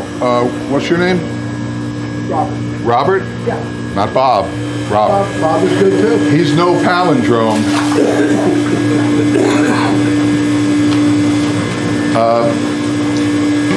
I'm old school, and in my world, ice cream is sweet, flavorful, and creamy. That's what I want. Bacon doesn't really fall into there too much. I do make a maple ice cream, and people say, well, maple bacon goes good, but it's just not in my world. This is something I tried in New York. And it was good, right? Yeah, it was called Pigs on the Moon. And it was Pigs on the Moon? Pigs on the Moon, yeah. It was a moon pie on the bottom, which you heat up for about 10 seconds in a micro. Then you hit it with some vanilla, and then you put bacon chips, and you put some fudge over the top. It's unbelievable. The salt Would we ever do that? Mix, it's amazing. Sherry's ice cream, would we ever do that? And you know what? If you go back next year, I'll bet you it's not there. Because there's always fads coming and going. In fact, please, one of you, we're going to do what we call questions answered next. And one of you bring up the keto diet because it drives me nuts. I want to talk about keto diet ice cream. Gosh, talk about an oxymoron. Do they allow alcohol in the keto diet? I don't know. I doubt it. Yes, they do. They allow organic wine. Ah, who are they kidding themselves?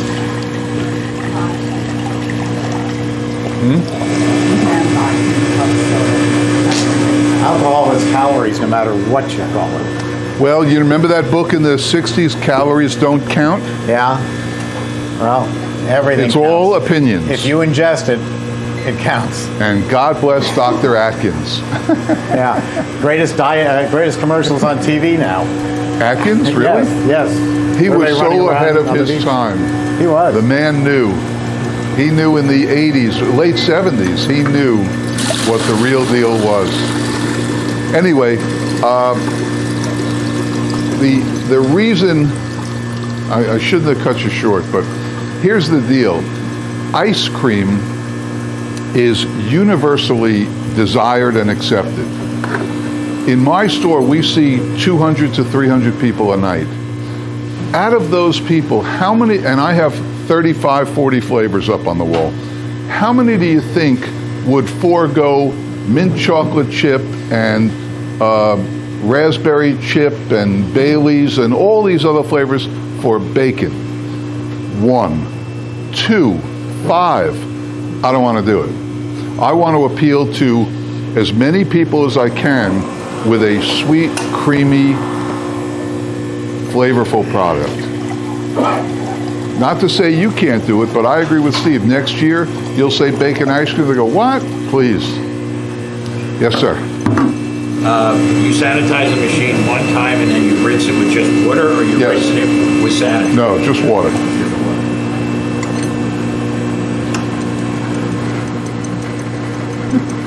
You can't wait. This is so much fun, isn't it? Yeah, it is. It's I mean, great. we have such a good time here. Yeah, I'm amazed we invite people in to watch us have fun. You know, we do this every day. Yeah, but we you just- only come in once every other month. Okay, we're ready here. All right. And there he goes. I always wait for it to click off. Okay. That way, at least you know that the refrigeration's off. Correct. That's a good way to teach people. And they also know to check the water coming out, it stops. By the way, most homemade ice creams, another reason for not having a dipping cabinet, a visible dipping cabinet, is most of our ice creams are beige. They're not bright blue and bright red and bright yellow. They're beige. So what's the point in showing them off? People will only be disappointed. Okay, should we try this? We don't know.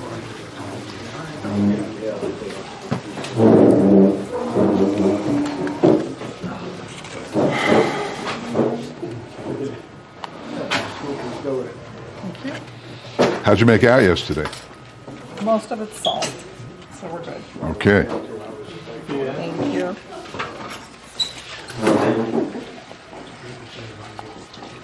This is faux tiramisu. That looks good too. Well, it looks beige. It looks beige with little black dots in it. How was your nap? Yes. No, that'd be great. Thank you.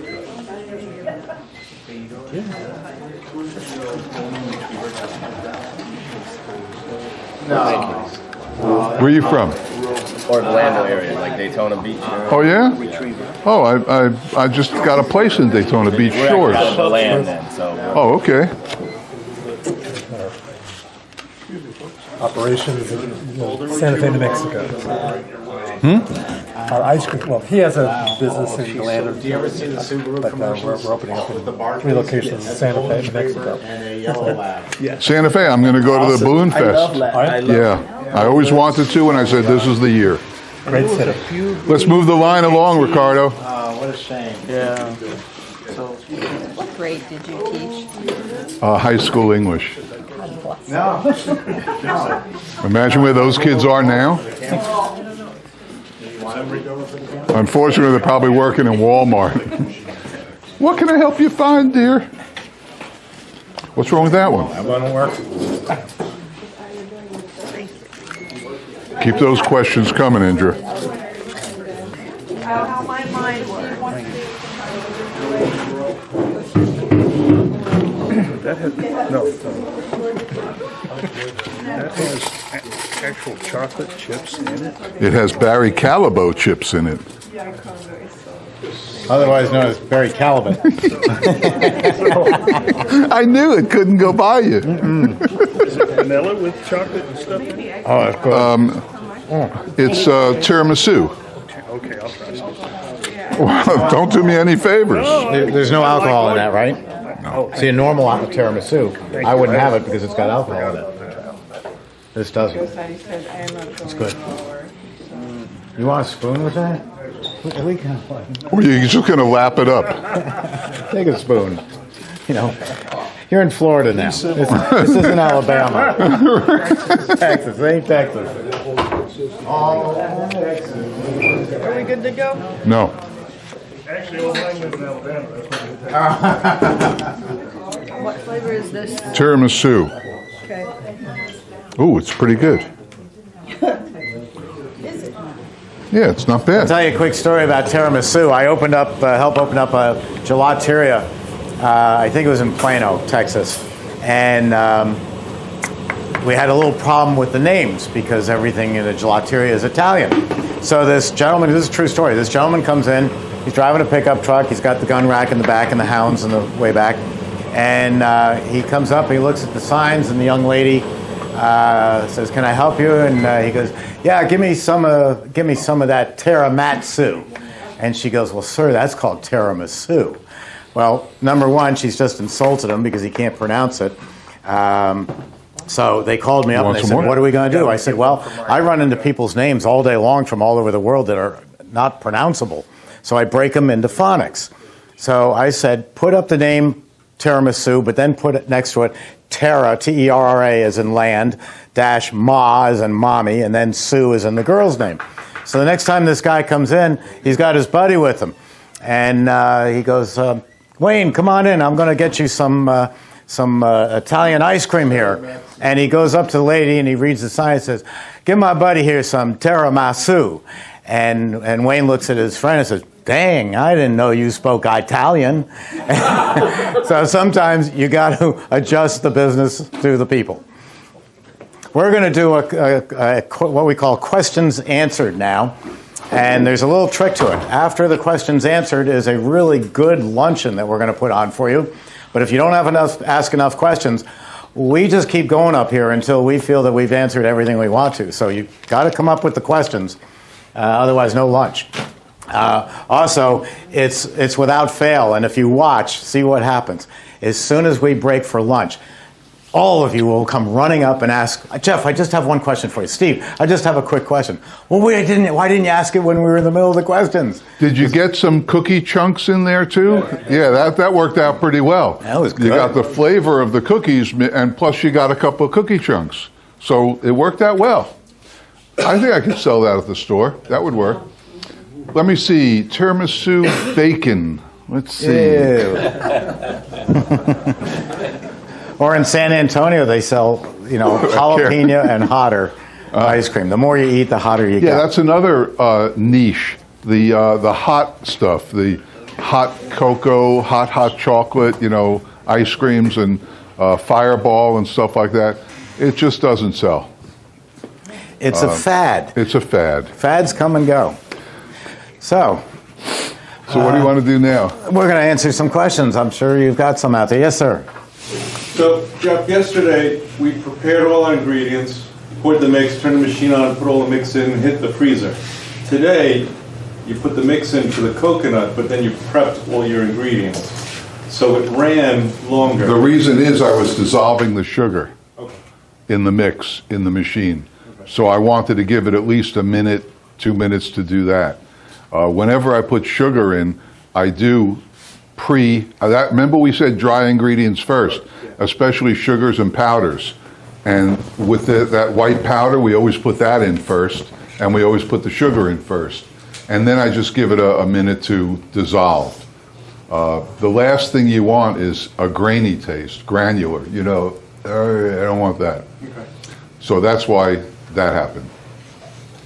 Any other questions? Indra, yes. Okay. I do have one. Oh, what a surprise. So chunky stuff. So you added the whole cookie. I got a giant, big chunk in mine. So when should you grind it up versus just sticking it in? That's a good point. I think what you want to do is grind up stuff that you use for flavor, and for texture, throw it in the machine. That's my general rule of thumb, and that's why we can take any of the candies. Remember the candies? M&Ms. We can take Snickers, freeze them, and then put them in the Ninja, and you're going to get powder. That powder's not going to give you much in the way of texture. Certainly no chunks, but it's going to give you all that flavor. If you think about one M&M, and then grind that M&M into a gazillion little bits, whatever you want to call it, instead of getting flavor from just this round circle of an M&M, you're getting flavor from all those little bits. Anytime you can grind it into powder, then you're going for flavor. And we know that's what we want, flavor. We don't really care much about texture. I invented two terms for making ice cream: fruit flavor and fruit identity. Now, it doesn't have to be fruit. It could be nuts or other products. But the idea is, let's say I'm making strawberry ice cream, and my recipe calls for 2 quarts of strawberries. I'm going to put 1 quart of strawberries into the machine. Whether you grind it up or throw them in whole, I don't care. That's up to you. But 1 quart is going into the machine. If you were blindfolded and you tasted it, you'd say, yep, that's strawberry ice cream. But you take the blindfold off, and we also eat with our eyes. And so we look at it, and we don't see anything but little specks of strawberry. So I'm going to take my 2nd quart of strawberries, and as the ice cream's coming out, I'm going to shake in the pieces. That's my identity. So now I can see pieces of strawberry, and also I can taste them. A lot of my customers will go forward from just 1, 2, or 5 stores, and they'll become bigger. And the ego is always your biggest dangerous thing. When you get to our ages, the ego's been beaten out of you, and it isn't a problem anymore. We're not going around going, oh, I'm cool. The ego says, oh, I'm going to jump from an Emery Thompson, I'm going to buy a $100,000 continuous freezer. Well, now you're making ice cream like customers we put into business. Haagen-Dazs, Ben & Jerry, Breyers, Bluebell, Hershey. They all began as ma and pa businesses. Come here, Sammy. And their ice cream was good. But then they went to a continuous freezer, which is strictly everything is added outside of the machine. The continuous freezer only makes vanilla. Everything is added by a $40,000 fruit feeder which then injects strawberries into the ice cream. So when Jeff makes strawberry ice cream, for every particle of dairy, there's a particle of strawberry right next to it. The continuous freezers can't do that. So homemade ice cream is a much more intense flavor. I'm watching two businesses right now that are very famous in the United States, up and coming, and I don't want to name them because they're killing themselves. They've gotten big enough that they have offices in New York and Los Angeles or in Seattle and opening up in Los Angeles. And they're going to go to a continuous freezer, and it's going to be a whole different ice cream. And somebody someday is going to say in Tacoma, Washington, you got this big, huge company that started here, but there's no homemade ice cream parlor here. I think I'll open a homemade ice cream parlor. And it's gone full circle. They have worked themselves out of business because they got so big, they got away from the basic premise is we are selling old-fashioned, high-quality ice cream. So that's a roundabout way of saying I throw in the machine and I add outside it. And a plug for myself, Emery Thompsons are the only machines that you can put pieces into the machine. You cannot put them into other machines because it'll void the warranty, number one. They've made the opening to be a little tiny slit so that you can't do it because their machines aren't sturdy enough. These things have been designed for 114 years to throw the kitchen sink in there. And they continue to do that. So we do make a better ice cream than anybody else in the industry. Who else? Yes, sir. If you were opening up an ice cream parlor and you wanted to serve both homemade ice cream and a gelati product similar to a Jeremiah's type product, what would the Emery Thompson equipment look like to accommodate that? It would be one piece of machinery. It would look like that. It would be the one piece of machinery in which I would make Italian ices throughout the day as need be, and before the start of the day at 9 in the morning. What does your $30,000 soft ice cream machine do? It makes soft ice cream, either vanilla or chocolate. That's it. So why not make a batch of vanilla at 9 in the morning, have it in a scooping cabinet, and now instead of going soft serve machine to dipping cabinet, soft serve machine to dipping cabinet, you're going dipping cabinet to dipping cabinet, dipping cabinet to dipping cabinet. And I'm not restricted to just vanilla. I can make mint chip to go with my cherry ice. I can make tiramisu to go with my pear Italian ice. I can do any combinations I want, and all I did was buy one Emery Thompson. I didn't buy an Emery Thompson and a overly priced soft serve machine. One other thing about soft serve machines that the sellers won't tell you, but it's an absolute hardcore fact. A brand new machine under warranty will break 4 times this year. Minimum of 4 times, and probably more. And it won't be covered under warranty. It'll be user failure because they are so incredibly complex. People who own soft ice cream machines absolutely hate them, but they say to themselves, oh, I have to have it. Well, you don't. They used to have to be cleaned every night. Now they get cleaned every 4 days. We pray that you clean it every 4 days. It takes 1 hour to clean a soft serve machine. And that's not at 9 in the morning. That's at 11 o'clock at night when you close down. So whatever your hours are, if they're noon to 10, add an hour for your soft serve machine. They are a nightmare that nobody wants. And if you look on the used market, you'll find thousands of them. Anytime we go into a market where someone's got a soft serve, they're selling only soft serve within a year, and it's 100% soft serve. Within a year and a half, they are 90% hard ice cream and 10% soft serve, and they're getting ready to throw out the soft serve. There's just no comparison. So you don't need it. You don't need it with a Jeremiah's or a Rita's or any of them. And we put them into business. Those are Emery Thompsons.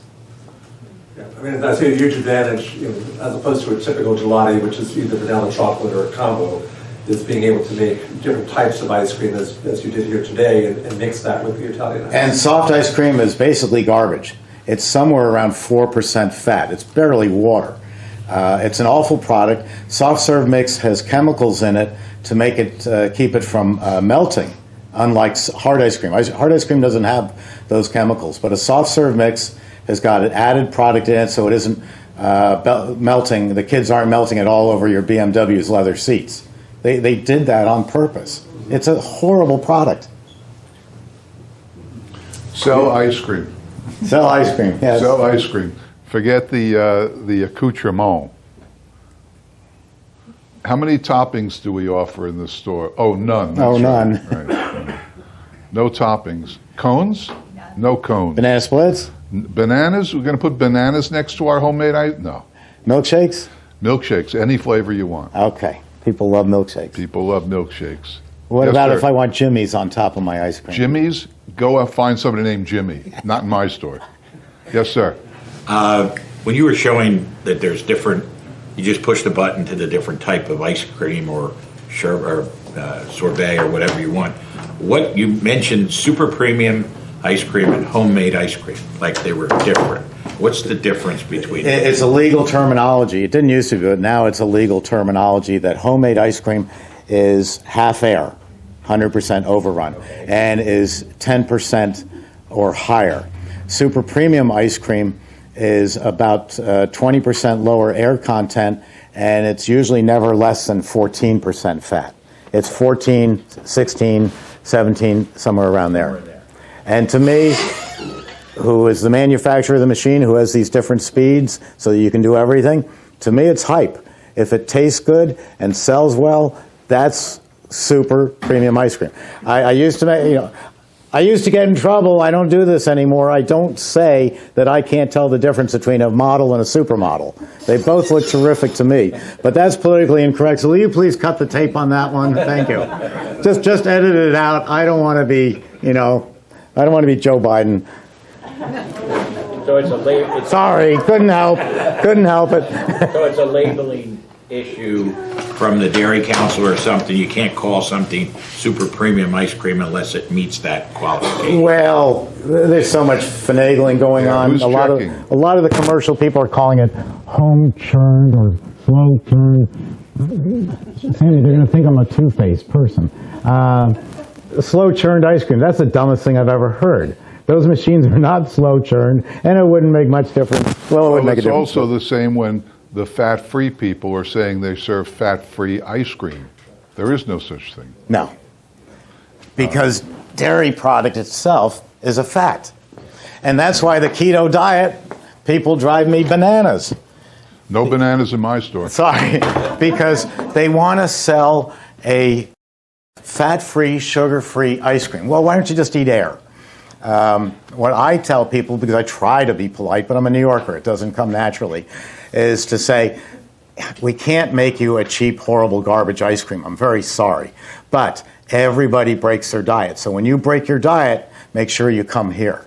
I take insulin. I'm a type 2 diabetic. We cheat. We crank up the pump, the insulin pump, and then go eat Jeff's ice cream. Our philosophy is that ice cream is a treat. It's not a hamburger. It's not a sandwich. It's not breakfast cereal. It's a treat. So if it's a treat, make it sweet and creamy and rich and smooth, and that's it. If they don't want it because they're so-called lactose intolerant, well, then shop somewhere else. I serve one product, homemade ice cream. That's it. No Jimmy's, no pineapple glop on it, no sundaes, no hot fudge, no nothing.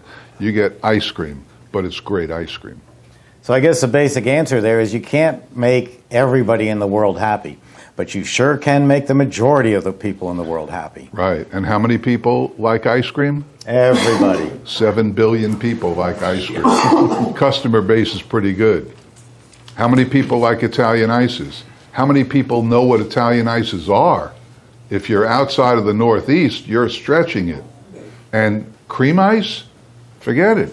If you're outside of Philly or New York City, you don't have any idea what cream ice is. That word is forget about it. Not Forget about it. So let's get it right. Ice cream is, I keep preaching this, but ice cream is universal. 6-month-old babies, 110-year-old guys, everybody likes it. Whether you live in Singapore or Las Vegas, everybody likes ice cream. So sell it. It's simple. Make it, sell it. It couldn't be easier. And the profit is such that if you make it using only the best ingredients and then sell it, that's it. You'll have a great life. Jeff, your paid question lady has a question. Yes. When you It's 24. pack pints or quarts and put them in the refrigeration thing, how long can you keep those? Now, you know I don't do that, right? Right, but you might. I might. I did see that nice freezer at Restaurant Depot, and I took a picture of it. So this Sunday, that might come home with me. I haven't done that, but how long will they last? Well, if you keep them at -5, -10, and they're pre-packed so there's no air in there at all, I would say, not looking at Steve because he probably knows the answer to this. Of course, the real answer is if they're not selling in a week, you made the wrong flavors. Exactly. However, I would say, being an ice cream eater, I wouldn't have any problem eating it 3 weeks later. I agree. But the key is if bubblegum licorice ice cream hasn't moved through that cabinet in 3 or 4 days, get rid of it. The only person in the world who likes bubblegum licorice ice cream is you. And you know, that's fine. Make it for yourself. But don't sell it to the public. It should rotate out of there. It's the biggest, not fad, but thing that's happening in ice cream right now is take-out pints. Again, bringing in the millennials. I love the millennial age group. It's one of my biggest age groups. They're terrific. They're changing things for us for the better. But just like craft beer, you know, on Friday night it used to be fine to go out and buy a $6.50 six-pack of Bud Light. Now you have to spend $15 to get Blue Lagoon, Hidden Mountain, locally sourced beer and pay $15. Well, the same thing has happened to pints. Instead of just buying a pint of Breyers, which is basically colored, flavored water, people are buying high quality ice cream, and they're paying $7, $8, $9 or a pint. So the price is there because it's a reward. It's a bonus. I had a good day. I'm going to buy a pint for myself. I was teaching at Penn State, and I asked the head of the dairy school, why do my customers Haagen-Dazs and Ben & Jerry only sell in pints? And he said, it's really simple. This is back when they were $5.50 a pint, higher than anybody else. At $5 a pint, that's fine. You'll buy one, and you better bring one home for your significant other, otherwise you're in trouble. So you'll buy 2 pints. But a half gallon, you're not going to pay $20 for a half gallon. Heck, if I pay $20 for a half gallon, I'm giving my friends the cheap stuff, the Breyers, and I'm keeping the good for me. So the pint container is a good size. Haagen-Dazs, if you look at it, has no artificial anything in it. And it's not out of the goodness of their heart. It's because of the way it's being sold. It's made in Lodi, New Jersey. It's shipped to Brooksville, Florida, frozen rock solid. It's put into the supermarket rock solid. You take it home and you consume it in about a day and a half. It doesn't have time, just like Jeff's ice cream versus tub ice cream, doesn't have time to go bad. So it's the perfect thing to sell. I even have people set up stores so that if you were not a Jeff store, but if you were the type where people come in and they line up buying ice cream, it can be the same as is. I would have a separate counter that says take out pints. And I'd have a little cabinet there, and I'd have them pre-frozen, pre-labeled, and I'm in Florida, and it's 5:30. I want to get home. I'm tired. I had a long day. I leave the engine running on my car. It's hot, and I want the air conditioning running. I run in. I come up to this takeout line. There's nobody there. But the server, who's got the line of people serving, says, excuse me 1 second. He or she stops what they're doing, runs over. Do you want a bag for that? No. Do you want a receipt? No. Swipe my card, grab my 2 pints. I'm out of there in 40 seconds. Now, those people who are waiting online to buy product, are they mad because the server left them in midstream? No, they're thinking, wow, on a Friday afternoon at 5:30, I could run in here, and instead of like Starbucks having to wait at Tampa International for everybody to order a coffee, latte, mocha, whatever, I want my black coffee. I can run into Jeff's store, grab 2 pints, and I'm gone. We Americans don't wait for anything. It's ingenious, and pint sales are literally through the roof. I would start probably somewhere around $7, $8. And some are starting to jump on the delivery trend. Do you know of any that do that and how successful that is? Delivering ice cream? Delivering the pints? Very, very hard to do. Extremely hard to do because it's all about refrigeration, which is expensive.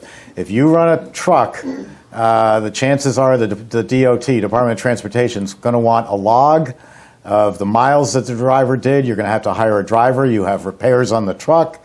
No, let them come to you. If they want it, they're going to come to you. I run down when nobody's looking. I run down to Culver's and pick up 2 pints of their mint chip because I like it. And then I hide it in the back of the freezer so nobody will take it, meaning Paula. Yes. So going back to the question, lifespan, just to know the answer, like lifespan of the, like homemade ice cream. The colder you keep a product, the longer it will last. Cold is the greatest stabilizer, preservative in the world. You could theoretically keep ice cream for 6 months. But I'm back to the same thing. If it's in there for 6 months, you've made a big mistake. Admit it. Throw it out. I make coffee banana ice cream. Everybody in this building hates my coffee banana ice cream. And that's why I make it. Because I love it and no one's going to steal it. But other than that, there's no reason to make coffee banana ice cream. And it's that simple. Just keep asking yourself. Stop thinking, oh, how long is the shelf life? And think about, why didn't it move in 3 days? If it didn't move in 3 days, unless a hurricane came through or a nor'easter, there's something wrong with that flavor that people don't like your choice. It's that simple. Don't keep it. Move your inventory. Yes. Oh, question. Okay, switching gears, I wrote about this topic, so I'm guessing this is the time. So I go back, I open the ice cream shop, I have no idea what I'm doing. I have employees who have never worked in one. What do you mean you have no idea what you're doing? You just took a great class over 25 hours of what to do. I know how to make ice cream, but as far as like running, so like how training employees new and hiring, so assume I've got them hired, how much time should I spend getting them ready before opening 15 up minutes. for business? No shorts and scoop at a 45 degree angle. That's perfect. No shorts is the important one. Because you know what's going to happen, right? You'll wind up moving those freezers because the people online are going to go, whoa!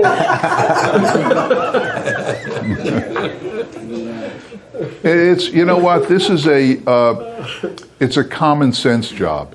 Obviously, if you interview somebody and they are sarcastic and their fingernails aren't clean and they got hair coming all over, you know that's not your employee. So when you hire it, look for a nice person and somebody who can take direction. That's all. But it's not a hard job. Most of the hard part of the job is after the store closes. Clean up. That's the hard part. You know, the chairs up, mopping the floors, cleaning the tables, that's all the hard work. Scooping ice cream and being pleasant, that should come naturally to the people you hire.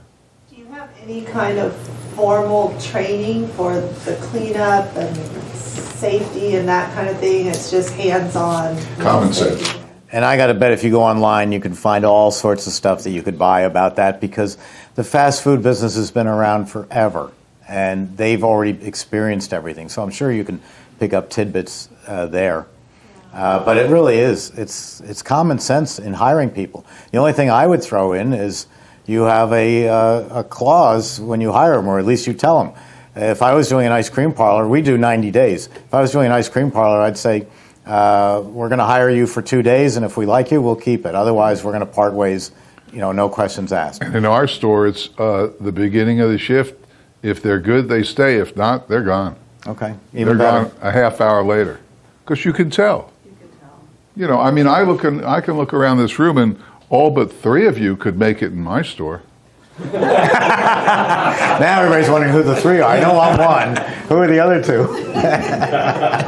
It's real, if I'm no good at interviewing, I think everybody can do it. And I like to give everybody a shot at it. But the girls who work there and the guys who work there go like this. And I know, wow. Wrong choice. Wow. Because you can tell if they're nice,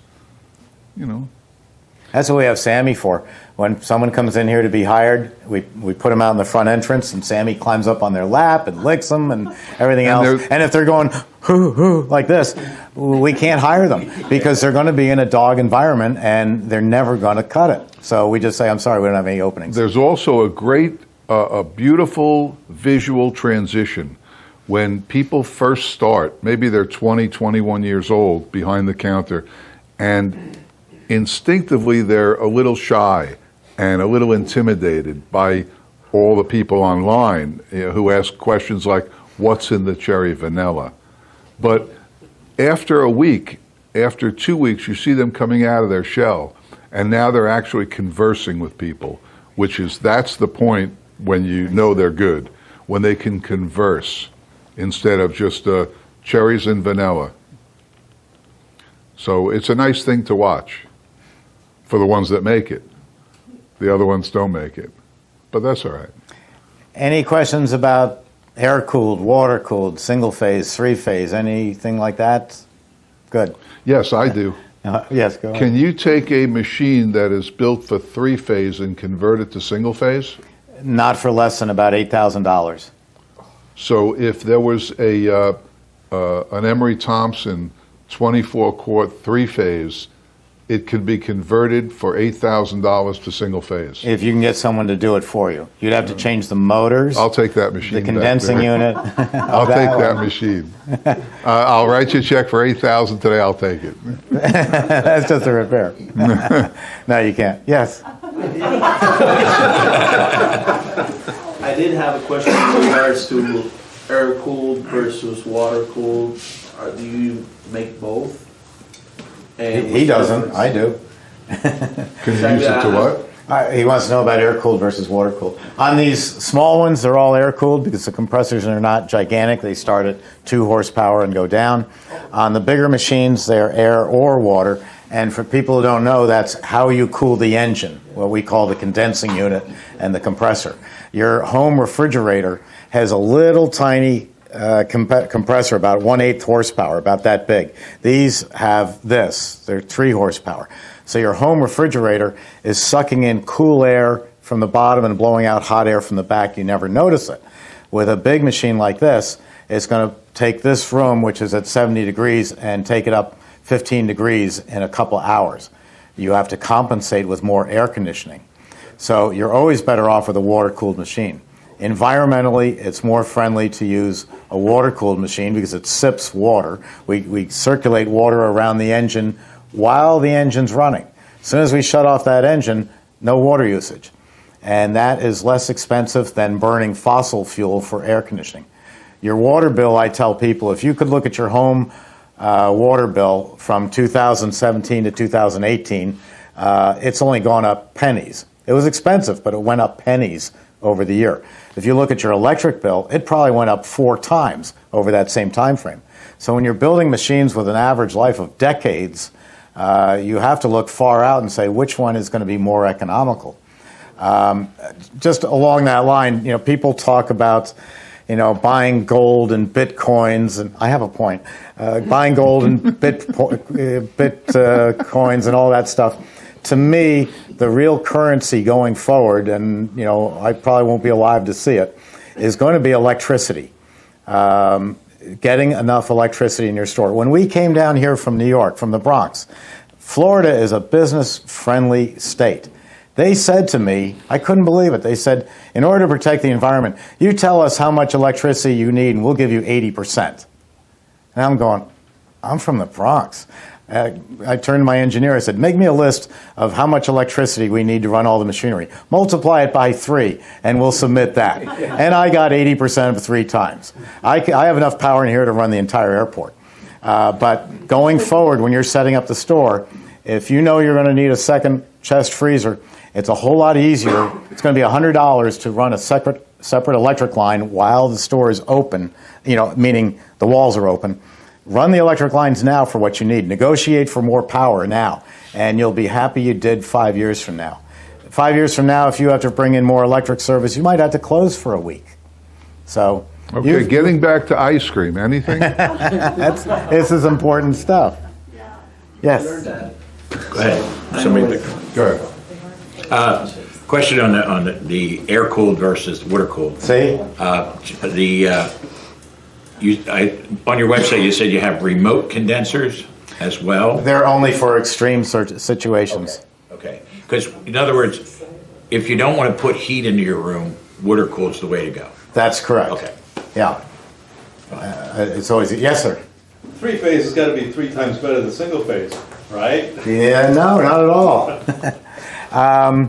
When I was a young man, three-phase power was available. You could have a building like this, or you could be in your neighborhood, and you would tell the power company, I'm going to be buying 5 Emery Thompsons. I'm going to need all this power.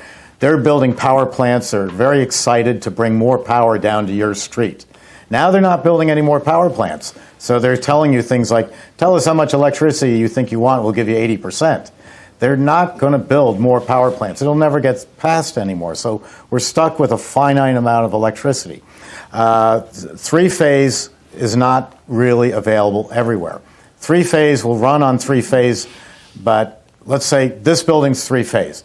Three-phase power is 3 lines of electric as opposed to 2. Three-phase, if the machine's built in three-phase, it'll work in this building. If I go across the street and there's no three-phase, I own a brick. I cannot run that machine. I cannot convert that machine. There's no discounts for three-phase like there were 20 years ago. If you go to resell the machine, the resale value on an Emery Thompson is astronomical. Try finding a used one. Come back to me in 2 years and tell me if you found a used one. The only thing out there is people who bought three-phase and then their landlord kicked them out or they moved to another location. Always buy anything for your store in the United States of America, Canada, or Mexico. Buy it in single phase because you can run it in your living room if you had to. You can't do that with three-phase. Very critical. So, simple answer. Single phase. Yes.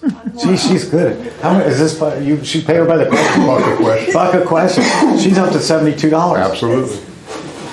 So, not being a plumber or even knowing that, so if you're doing new remodeling construction with the water cooled, it's going to drain directly into a floor drain? No. Wait a minute. Where were you the last 2 days? You sometimes just ad-lib stuff. So I don't know if it was right. Okay, real simple. My water-cooled machine's right here. My drain is all the way over in my office. And the only way to get to I'm making this up. The only way to get my drain water out of here is to go up to the ceiling, go across, and come down to my drain. The machine will pump the water away. I don't need a floor drain. It's not necessary. In this situation, actually, my sink is over there, and the water is going over and up and into the sink. You don't need a floor drain. It will push the return. There is a hose. Where's it going? It's running on the floor there, but then it's going up 4 feet. And what do we have at my store? What do we have there? Indra, what do we have at the store? We have a hose going from the back of the machine. Where? Correct. And as soon as you turn on the refrigeration, check for it. Correct. Yes. What you're thinking, which is wrong, is that I have to chop a hole in the floor underneath the machine to get the water. You're thinking gravity. Don't worry about gravity. It's under partial pressure. It'll pump it away to wherever that drain is. Okay, and the water source, where's that coming Listen, from? listen, cold very water pipe. simple. The machines, Yours is hooked to the sink. the machines come with 2 hoses in the back. One hose, we went over this, right? One hose goes into the machine with cool water. Listen, it circulates through the machine, cooling the machine, and then the water that had gone in is now warmer, and it comes out to be disposed. So you need a water source coming in. If you don't have a universal wall-mounted water spigot, you simply hook it up to the faucet in your sink. Turn on the cold water, which we have, and it goes in, and then the hose that is coming with the warm water that has been recirculated goes into the sink, just like we have. Yeah, if you're doing plumbing anyway, though, you might as well hook it directly No up, need. or it No doesn't need. matter. No need. You're going to pay a plumber all that money to hook up a water source? Because, something happened.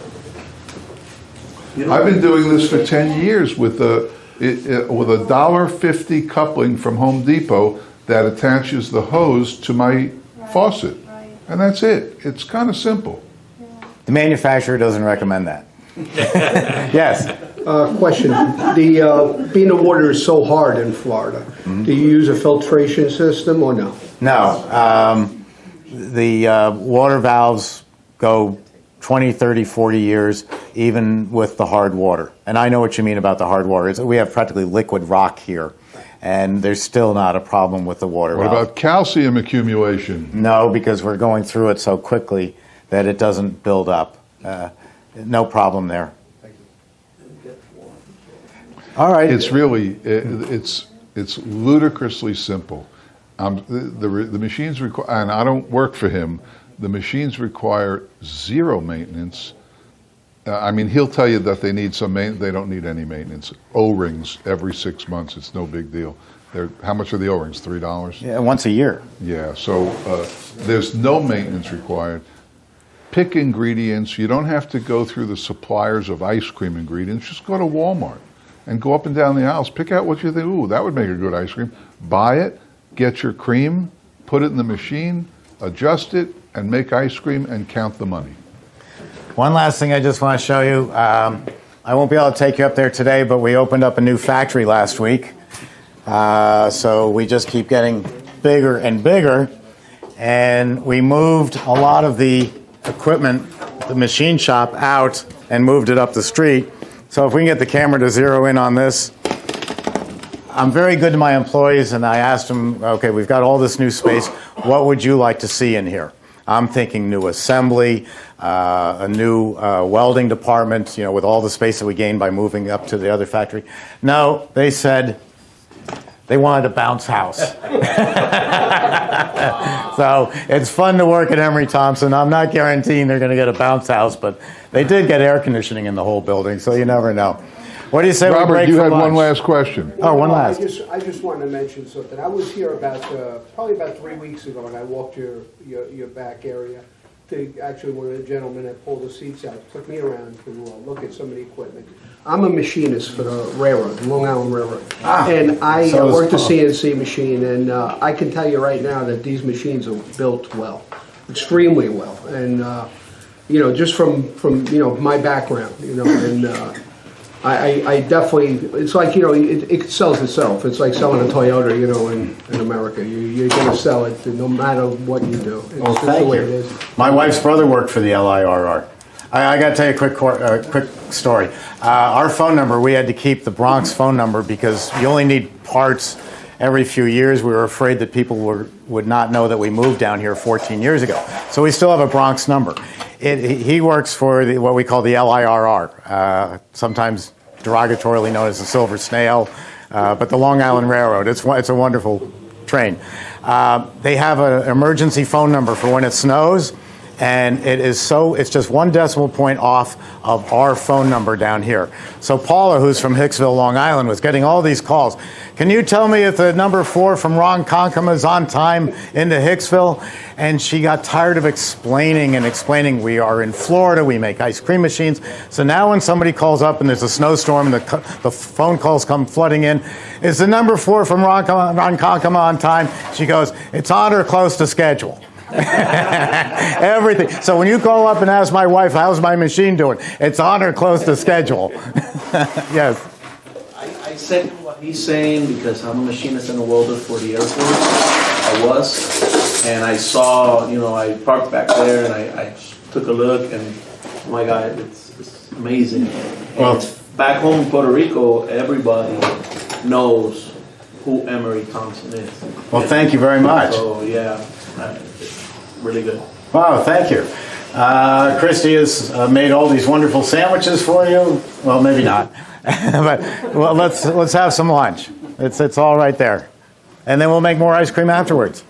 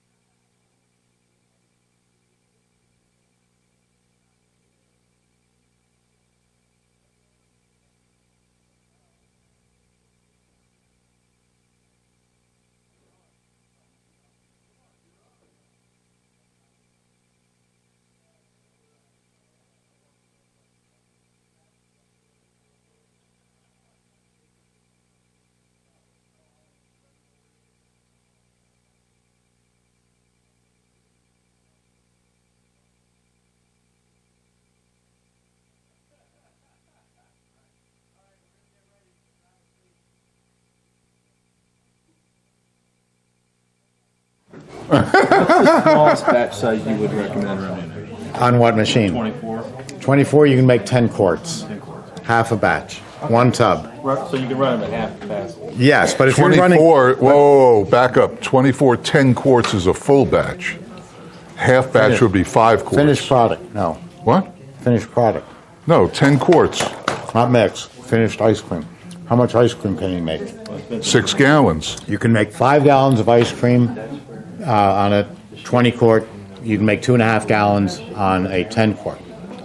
Well, This makes 2 tubs. The big machine like you ran up at his is 2 tubs. You were there. 2 tubs. This makes 1 tub. So if you've got a 2-tub machine, you can make 1 tub.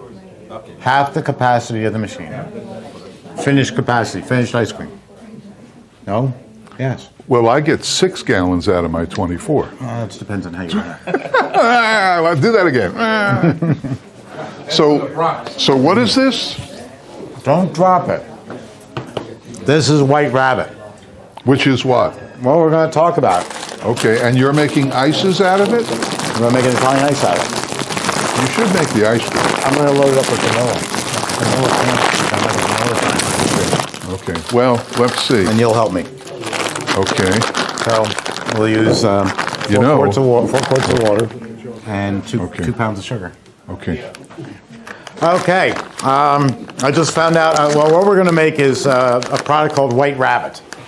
I've never made it before. Product called? There is no product An called. ice cream called White Rabbit, but I just found out I'm running out of dairy, and you really want to see what Jeff makes, so I'm going to make White Rabbit Italian ice.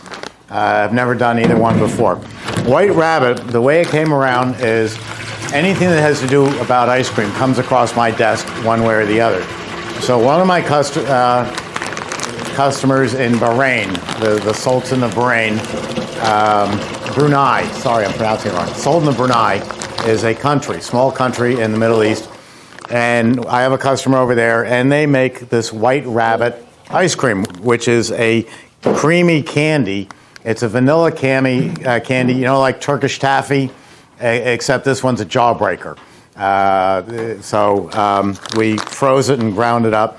And so he's making in Bahrain, and I read about that. He got the idea from some ice cream parlors in Los Angeles where there is a fad going on where White Rabbit candy is selling out because everybody wants to make White Rabbit. And trust me, in 2 weeks from now, this will be gone.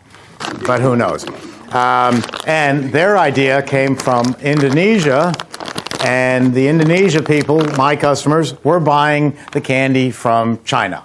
So I'm proudly always saying that there is nothing in this building that goes into my machine that is from China. Not one thing, not one piece of wire comes from China.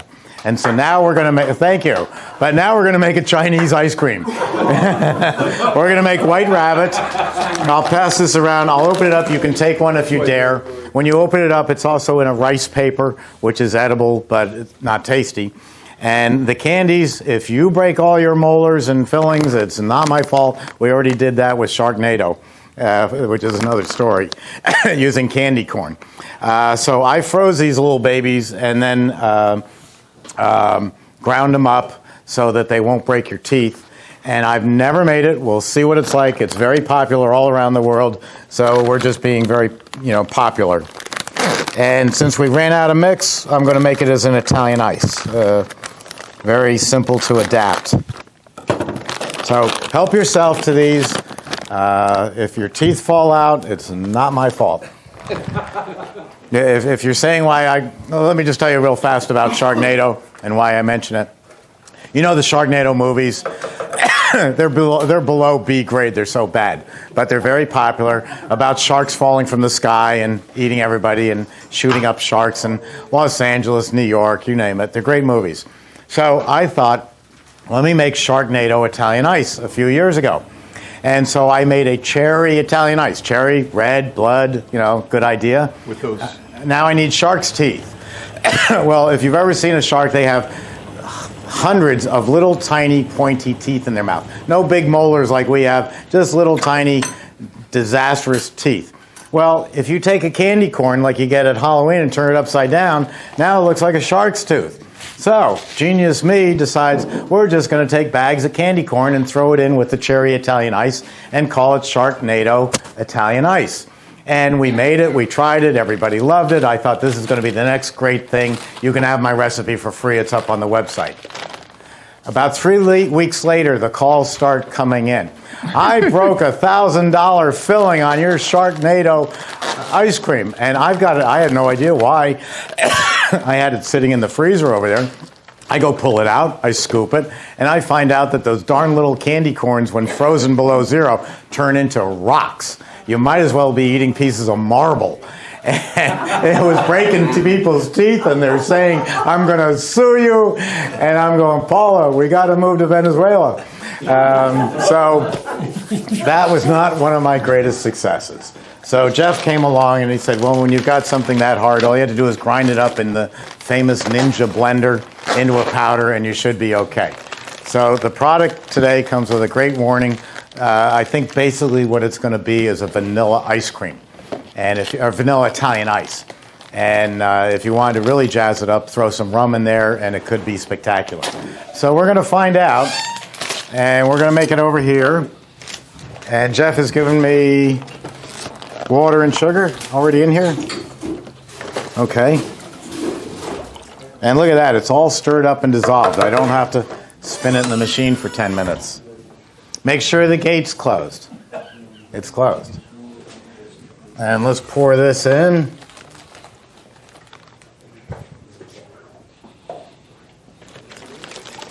And we're going to taste this before we freeze it. So I'm actually going to do what Jeff does. I'm going to turn it on and let it mix a little bit. I'm going to leave a little of this out so they have some extra room. It's so quiet. Okay. Let's see. We'll turn this on Italian ice and start. I'll get it going. I'm going to pour this into... You never brought your flexible tub, Jeff. Is this it? I left it here. Yeah, that's it. That's it. This one here. That's it. Great. Right there.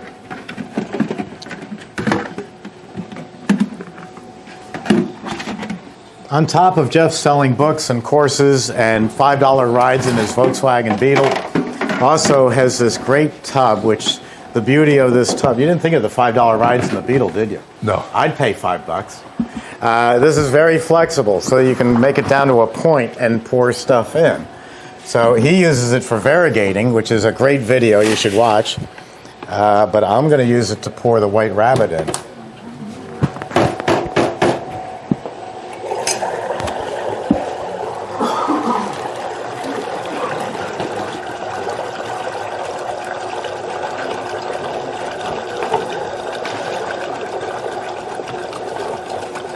Who's old enough to remember Bonomo Turkish Taffy?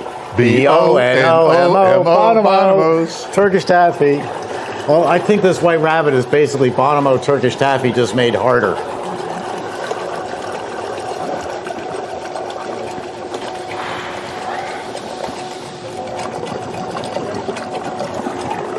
Nice. Why don't we love add this some thing. vanilla? Yeah. Right? How much? 3. What's the? How many quarts of water we got? The total batch is 4. So 4 ounces.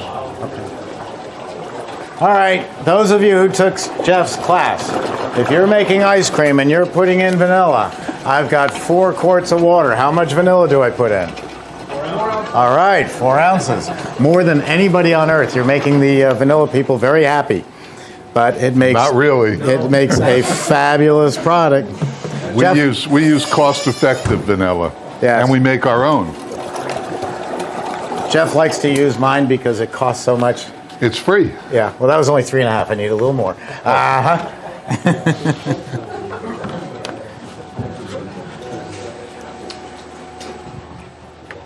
Oh, look, there's Elvis.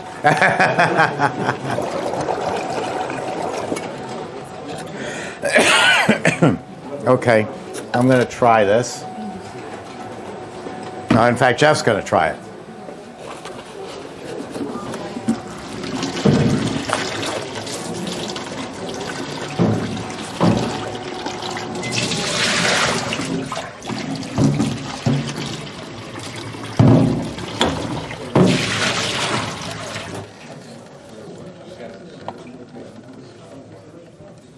Okay. Tell me what you think.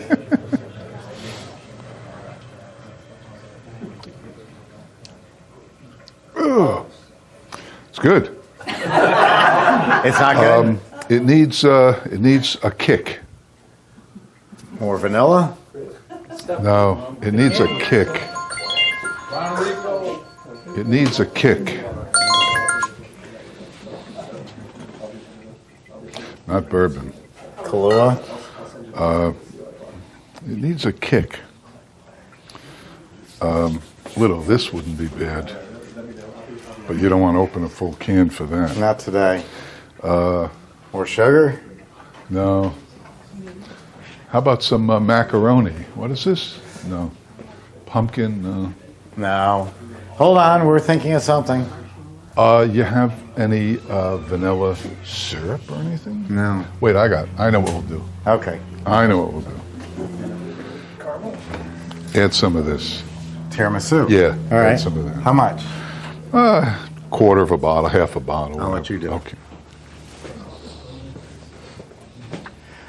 All right, so if you want to write this down, we're putting in some tiramisu syrup. I think rum would have worked.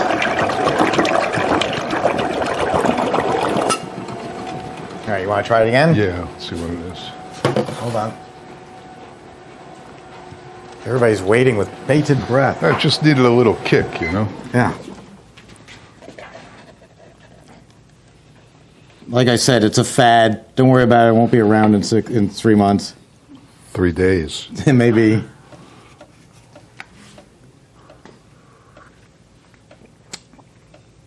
That's better. All right, we need the mariachi band playing. Everybody's happy. That's better. Okay, so we're going to hit, excuse me, Italian ice, start. Refrigeration, and we're off to the races. We could throw some brownie bites in. Nah, I'd leave it as a vanilla. No. Any questions? How many people here are doing Italian ices? Okay, quite a good few of you. Are you doing a store, a truck, a cart? Store. Store, cart. Okay. Store. Okay. Let me talk about the cart first, because I find that fascinating. This is a great machine to start a business with, and we have started thousands of people with just one push cart. And they make the product. The problem with being a one cart push cart is unless you buy a machine, the only place you can get the product is from one of my big wholesalers, Little Jimmy's, Via Veneto, Rosati, Mike's. These places are going to send you a large quantity of Italian ice, about the quarter of the size of this room, maybe from here to there and over. Well, you don't have enough freezer space for that. $1,000 worth of product. You don't have enough space, so you have to go out and rent freezer space. So right away, your cost is up really high. If you have a machine, you can make a tub here, a tub there, and you get into business. So here's what happens. If you do it right, before you buy the machine, you start laying out a map of where you're going to be this weekend, next weekend, the weekends in July. And you say there's a rodeo in Tallahassee, there's an art festival in Orlando, Winter Park, and you map out where you're going to be, and you send in your applications and your money, and you know where you're going to be with your push cart. Once you get that push cart up and running, people are going to come up to you, just like yourself, and they're going to say, gee, I wish I could do that. And because you want to protect your business, you're going to tell them one of the 3 lies. The first lie is, oh, you can't do this. These recipes came from my great-great-grandfather in Genoa, Italy. Well, your great-great-grandfather from Genoa, Italy happens to be a Presbyterian from Pelham, New York. Never been to Genoa, Italy. But we're the ones who invented all the flavors and the Italian ice. So that part's a lie. The second part is pretty truthful. Oh, you can't do this because you need $1,000 for a minimum order, and you got to freeze it. It's got to be shipped down from Via Veneto, and it's going to cost you more than you thought to get into this business. The third one is the truth. When someone comes up to you and says, hey, listen, I wish I could get into this business. I admire what you're doing. I think this is great. You tell them, fine, I'll put you in business. Here's 3 names where you can buy a push cart. You go out and buy one of those Sears chest freezers to put the ice in. You put it in your garage, and you come and buy ice from me. You call me on Tuesday, and you tell me you need 6 lemon, 2 grape, an orange, whatever you need. You place your order on Tuesday. Friday, you come with your igloo coolers. I'm going to freeze the product down to 10 below. You couldn't scoop it with a hammer and chisel. It'll be so hard. And you're going to come and you're going to pick it up Friday afternoon, cash only. No credit cards, no net anything, no open account, no checks, just cash. You bring the cash, we'll sell you the ice. And so you're going to buy the ice that you need. You're going to take it home to your garage, put it in your chest freezer, and then you're going out this weekend with your push cart. That will get you now, you've doubled your business. You've got your push cart running and you've got somebody else's. Oh, and by the way, well, Jeff left. By the way, I'm selling you ices. You see that park over there, Prospect Park? That's mine. You stay out of Prospect Park or I stop selling to you. That's my territory. Otherwise, you can go anywhere you want in the whole state. So that now there's you selling it and this other person.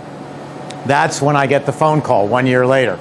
Wow, business is so great. I'm going to buy 20 push carts this year and put people out there. I go, what? You're going into the push cart business? Don't be ridiculous. You shouldn't be in the push cart business. You should be selling to 20 individuals who want to buy your ice. So now, 1 year later, you do have 20 people. You don't hire them. Your wife's not running QuickBooks for the 20 people. You're not running a Department of Transportation truck because you're delivering the stuff. They're coming to you. They're putting in your igloo coolers. Technically, I believe it's a retail sale.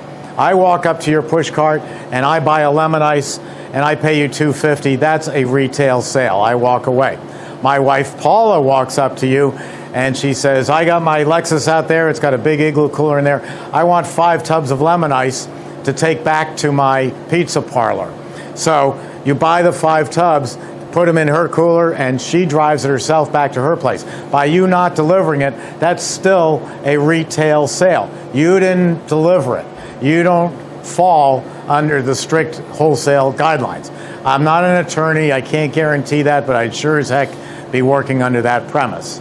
That let them pick it up. If they want it, their choice is to buy it from 1,500 miles away or from you 10 miles away or 2 miles away. So that's how you can expand the business. You spend very little money with me and you work the machine to death. 24 hours a day if you have to. If you're telling me that you're exhausted, you're working 18 hours a day and you need another machine, I'm happy to sell you another one, but before you do, don't forget, you got a workforce out there of policemen, firemen, and recently retired military. We hire military here. We have, and the police, fire, and military, at least the police and fire, they all have second jobs. You can't make it on a policeman's salary. Paula's father was NYPD. He had a second job as a landscaper.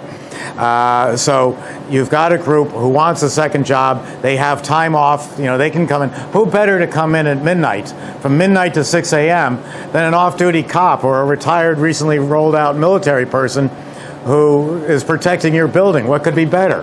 And all 3 have something in common. My guys back in the Bronx, all 23 of them, they came to work and it was, oh, we got to go work at Emery Thompson. We're union. We got to put in our 8 hours, do as minimal amount of work as you can, and go home. Police, fire, military, it's a mission. It's a job. It's my task. Tonight, my job is to make 20 gallons of Italian ice, or 30 gallons, or 40 gallons, and fill up those chest freezers. And then I go home. I got the job done. I go home. Mission accomplished. It's a different mindset. I used to recommend, because I was raising 4 children, I used to recommend mothers with children in elementary school. Hey, they got the whole morning off. They're not doing anything. You wouldn't say that today, would you? But I missed one simple point. Children get sick, and they get the flu, and they give it to the other kids, and so mom has to be out to take care of the kids because dad is just being a schlub in some high-rise office building. And then mom gets sick, and all hell breaks loose. So it didn't work out for a good workforce. But if you've got a fireman who's got this shift off, he's working midnight to 4. He's not on that shift. He doesn't have that shift free, so he calls in one of his buddies, and he works the shift. So you hire one fireman, you're getting 3 to cover all 3 shifts. And the big bugaboo that stopped people from doing this was, oh, but they're my secret formulas, and I don't want to give it up because they're going to copy. The cop doesn't want to go into the ices business. He wants to do his 23 years and move to Hilton Head, South Carolina. He's not interested in the ices business. And if he is interested in the ices business, all he has to do is go on my website, and he's got all the formulas for free. So you're not hiding anything secret. You're just getting a tremendous workforce. So once you've got you running the machine 15 hours a day and they're running it the rest of the hours, at that point, then you call me up and you've got so much money in the bank, because I don't care if you're digging ditches. If you're working 15 hours a day, you're making money at something. And so at that point in time, then you have the money to go buy a bigger machine and cut your labor costs by 3/4 because it makes 4 times as much. So that's how you start off with a push cart and grow that business. I've done it so many times I can't count. So many people call up and say how much money they're making and how thrilled they are. Well, I didn't do anything but supply the idea and the machine. They did the hard work, and it really pays off for them, which is just great fun. I got to look for a container. This will work. So that's how you can grow a small one-push cart business into anything you want it to be.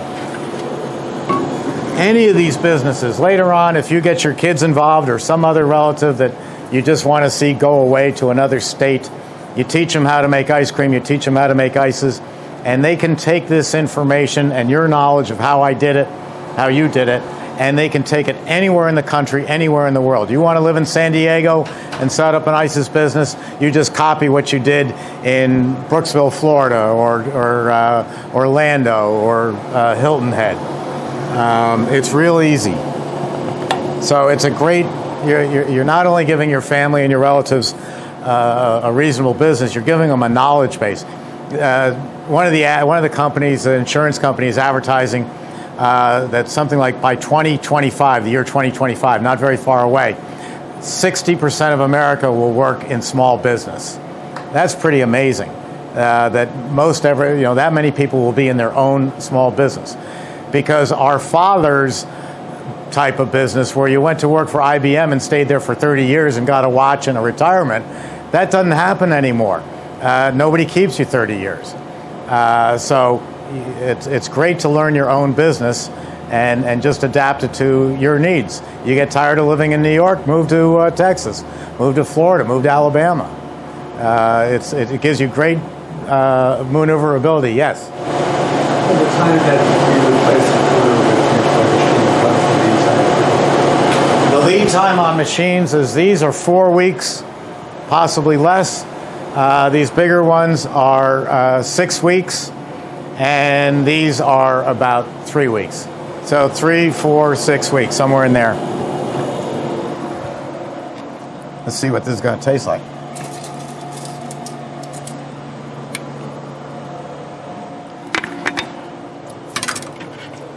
Hey, I think that's good. That tastes so close to ice cream you wouldn't believe it.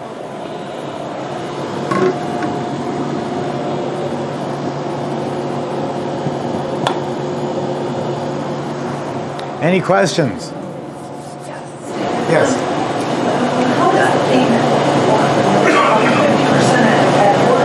The payment on our machines is any of the countertops are payment in full when you order it by check or wire transfer. We don't take credit cards. We lose 4% on a credit card. $600 loss on this machine is quite a lot. So they're paid in full. The bigger ones are $12,000 down and the balance when the machine's ready to ship. We have a lease company that we use exclusively, but you have to understand that leasing is what's called private money. And we're all used to leasing a Toyota, and it really is dirt cheap because they do tens of millions of them. But a business who's doing a Hobart oven over here and an Emery Thompson batch freezer and a Stolting soft serve machine, that raises the rates up to credit card rates. So if you can avoid it, avoid it. If you had to, you can. Yes? Do you also sell the stand that it comes in? Yes, we manufacture the stand here. It's all welded construction. And quite frankly, well, if you have a very small store, 500 square feet, it's great. You can roll everything out and roll it back. I actually built it for me because you can see from my height, the NBA is not going to hire me to play basketball. And if I take this machine and put it here, I am lifting over like this all day long over my shoulders. And that would get exhausting. So my engineers designed this for me. I'm like this. I'm not going over my shoulders. So it's because of my height, this is where it is. And it works very nicely. And you can tuck the machine away in a corner.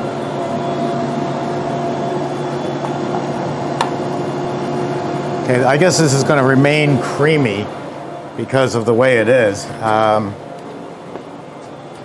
I'm going to pull this out a little on the soft side.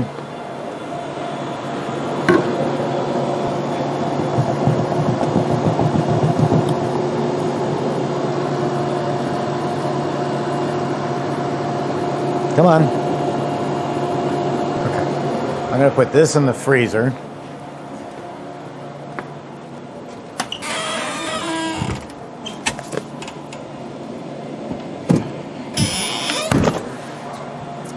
And I'll use one of these.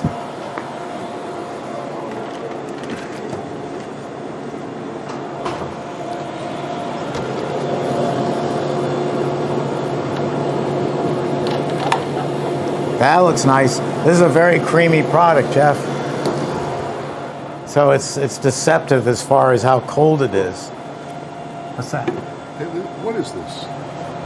That was lemon flavor 15 years ago. Oh, really? Yeah, you can toss it. Got anything more recent? For lemon, no. Supreme lemon flavor? Yes, that's more recent. Here we go. You know, we could have put some of the cream of coconut in here. We could have put some hand soap in too. You got a spatula there, wise ass? You got a spatula? Thank you. Okay, here we go. Turn off the refrigeration. Open it up.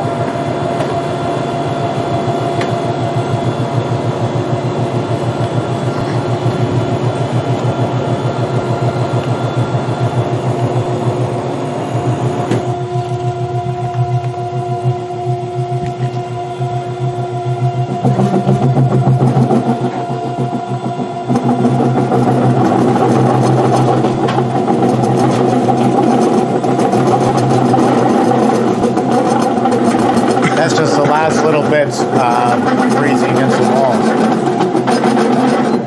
There we go. See, this is a deceptive product. It's so creamy that it doesn't look as cold as it is. But it's extremely cold. Look at that.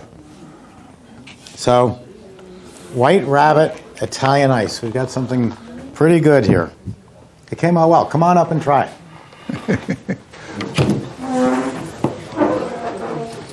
The one and only.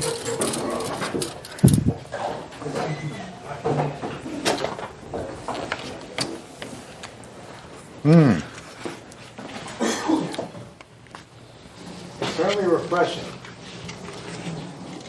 Bland looking. Everything looks bland. It's very good tasting, though.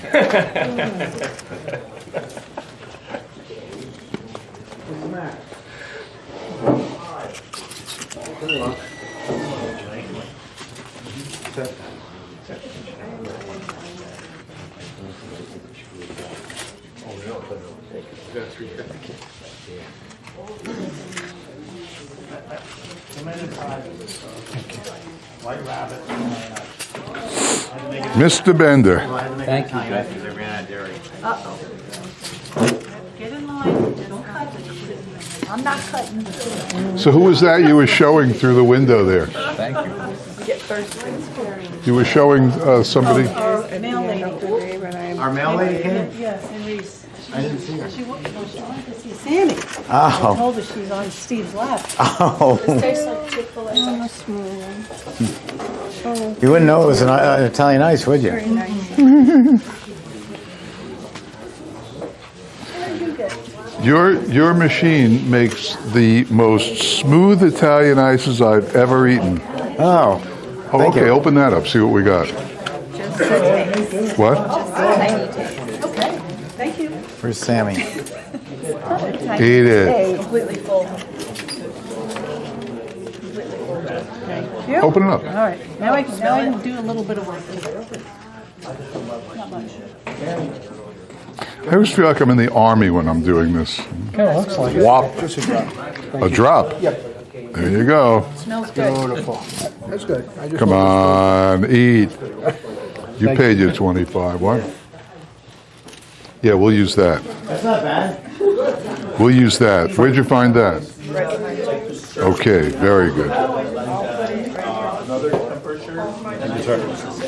No, since I'm using no chemicals, Excellent. I serve at 16 Excellent. degrees Fahrenheit, and ice cream is 10 degrees lower.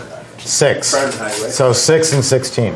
Jeff serves warmer, so he's probably up around 11 or 12. Fahrenheit, yeah, everything's Fahrenheit. I failed Celsius in high school. Yeah, and metric, I tried to tell the cop I was only doing 88. And he said, no, you were doing 140. So 60? No, Yeah. I looked at those. That was terrible. They have a safety feature where if you leave the water on overnight, I mean, if you shut it off. Yeah, you don't have to shut the water off at night. It's an automatic valve. It's measuring the pressure in the machine, not the No, I mean, temperature. like a washing machine where the hose could go in the middle, like, say shut the faucet off. Yeah. Okay, is there a safety feature on your machine that, won't turn the machine on without the water? No, the machine will turn on without the water, which is why you don't want to turn the water off, because you'll most likely call up and say, after 3 minutes my machine stopped and it's overheated. That happens. You just leave the water on and forget it. Not unlike a washing machine. You don't turn off your washing machine except when you go on vacation. Sure. Where'd it go? What? The ice cream. Oh, I want some. Please. Thanks. How big? Just a Like little. that? Less? Yeah. Thank you. That's great. It needs a punch, doesn't it? I think it's great. Yeah. Well, it's a vanilla candy. To me, it needs a punch. That's where all the flavor's coming from. All right. We're going to keep doing this till about 10 o'clock tonight, so keep eating. Boy, you'll be doing it without me. All right. I'm going to make lemon Oreo cookie ice cream. Oh, boy. Well, I don't say oh, boy, That yet. sounds good. I've been walking the halls here. I don't know if that's any help.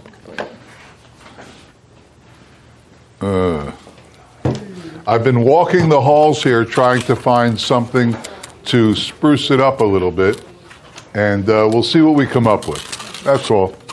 We'll give it a shot. Remember, profit, art, and fun.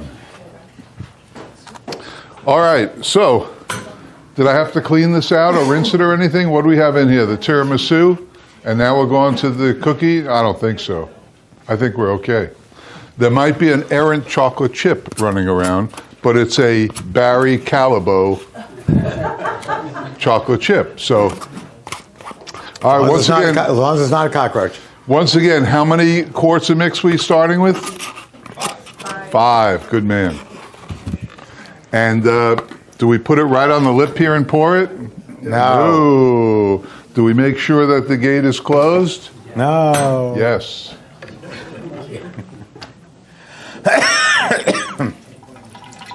That's the kind of mistake you only make once. Well, I made it twice. I'm going to step out of the room. Do you want to start saying contrary to what Steve said? We'll get there.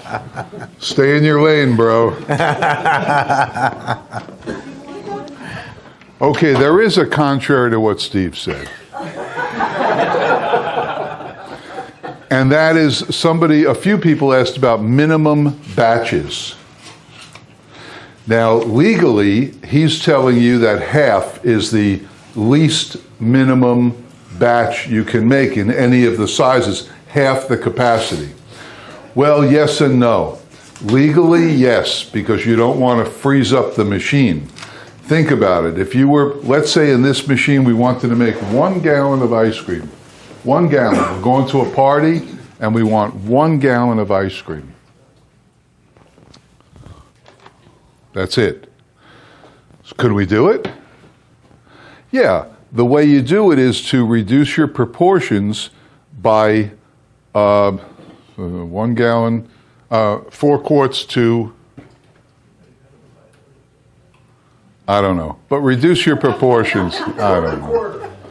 Whatever. So reduce your proportions, but the important thing is to watch the machine because it's going to make ice cream real quick. And you don't want a block of ice floating around there, it'll lock it up. I've had lockups before, and it's not the end of the world. Just make sure that you don't start it up again until it's defrosted. That's the Singapore story. But yeah, you can do it. Bless you, he doesn't recommend it because of the legalities in the machine. You know, if he said you can do it and you all had a problem with the machine, he's responsible. But I mean, in practice, I've done it many times. I've made 1 little bit of ice cream. I have the 24 quart, and he'll edit all this out anyway, so nobody will ever hear it. But I can make this much in a 24, and that would be 1/6, a little better than 20%, a little less than 20% of my batch. So, okay. So what do we have?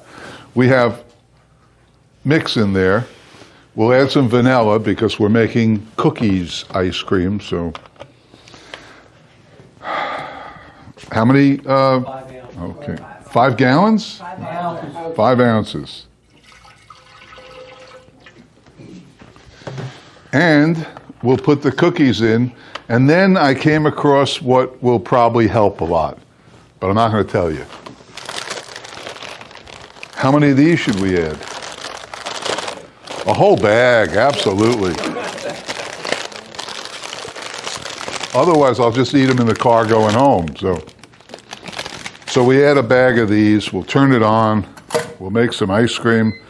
And you're all ice creamed out anyway, so it won't really matter.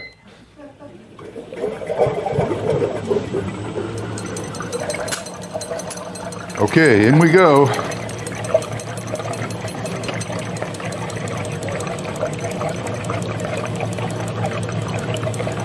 Who has had lemon Oreos before? Yeah, so the rest of them won't know anyway.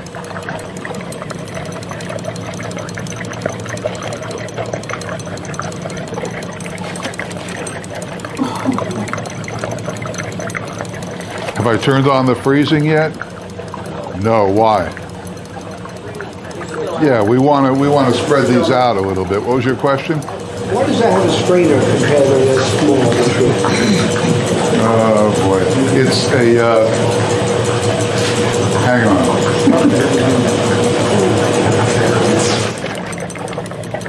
Let's get these babies in there.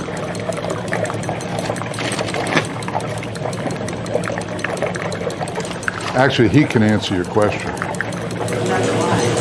So you don't stick a spatula or utensil in there? Or your fingers. Or your fingers. It's, you know, legally everything's changed. You know, you go back to the 50s and you could buy a skateboard without a warning on the bottom. You can't do that now. So if you open this up, some idiot is going to stick his fingers in there, right? So they have a flip-up guard there, so you can't stick your fingers in there. Because they want fingers in there. And this also, this guard here, is so that you don't stick a spatula or your hand up there to. New lids on that? You can't put your hands in there. It's got a 1.5 inch piece sticking off, so you can't put your fingers in. There you go. You can't do it. Because he never used to, but obviously somebody sent him a letter or he got a letter from a lawyer, hey, my client put his face in there and now he's all mangled. It's all crap. Stuff. All right, here's the ingredient I think we're going to add. I'll taste it first, but I'm kind of sure we're going to add this. She found me a little bottle of pure lemon extract. And since we're dealing with lemon cookies, maybe we'll, thank you for finding this. Maybe we'll add a couple of drops of this. Now, this is very strong. You can tell how strong it is by how little the bottle is. So we'll see what we got.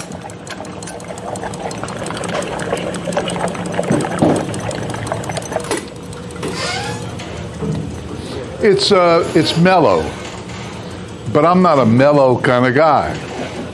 So we'll, what? I don't know. So I would add a little lemon. Lemon is good. As a matter of fact, Ken, the video engineer in that room, reminded me that last year we made amazing lemon ice cream. And to make lemon ice cream, all you really need is mix and this and maybe some sugar. So let's see if we can punch it up a little with this. Why are you staring at me? I want to walk by. Okay, go ahead, walk by. So I don't know how much to add. It's pretty strong, isn't it, extracts? So let's just add a little.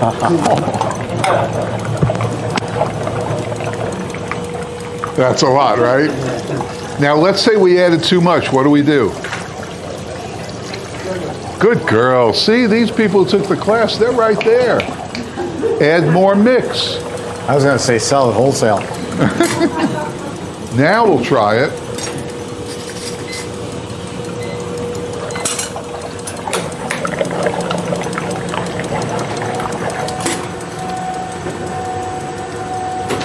I think we need more.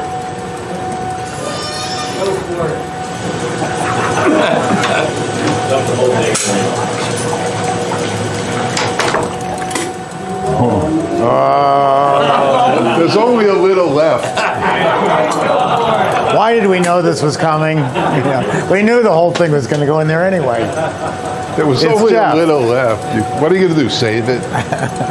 Now we'll taste it.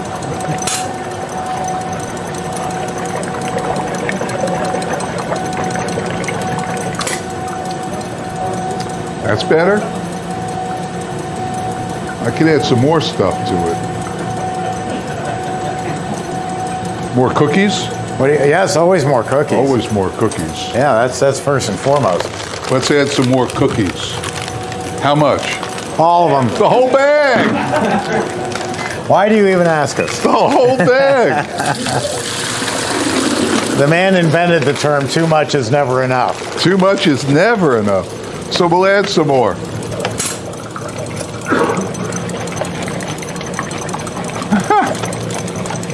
And in all his recipes and mine, no matter what you put in, if you leave 2 out for the ice cream maker, it won't affect the formula. So you're good to go to eat a couple. There you go. You have a thing for Oreos, if I remember. Oh, yeah, but I do. Especially if you freeze them.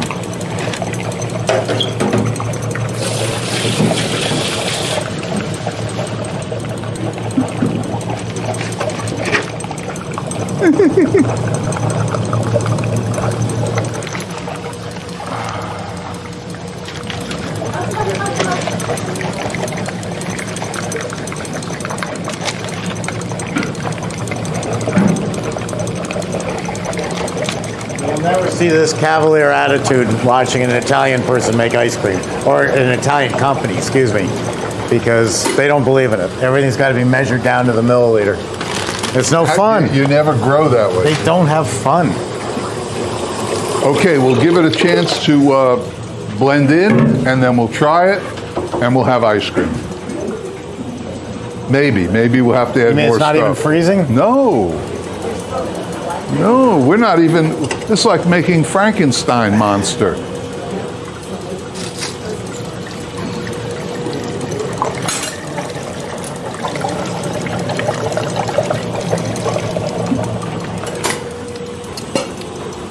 Oh, now we're getting somewhere. No, we're not. You haven't turned on the refrigeration. No. We're not done yet.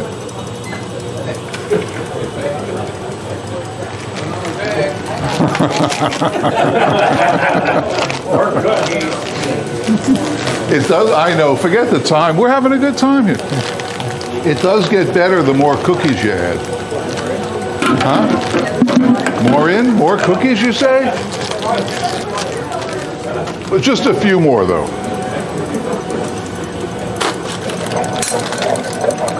What happened? Why don't you eat them? I'm on a diet. Now I have to account for those 2 you put in.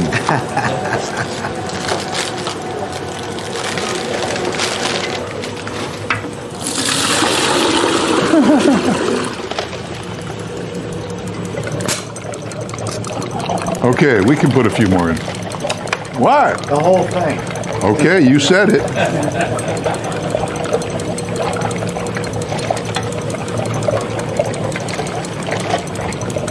And that'll do it.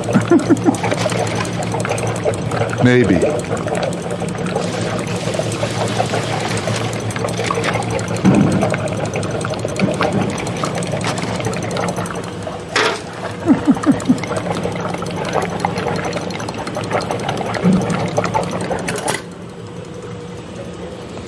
Okay. Can we turn on the refrigeration? Not yet. So we have 26 pounds of Oreos.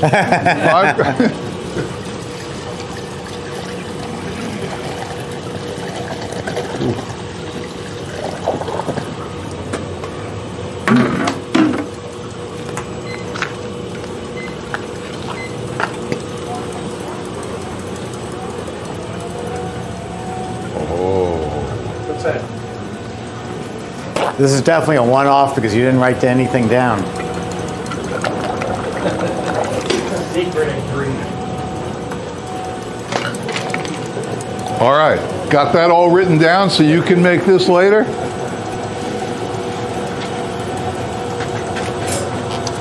Okay, I think we're ready to roll.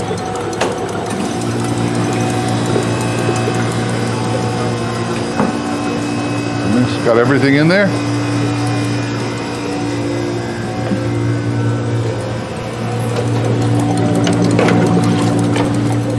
Okay. So any questions?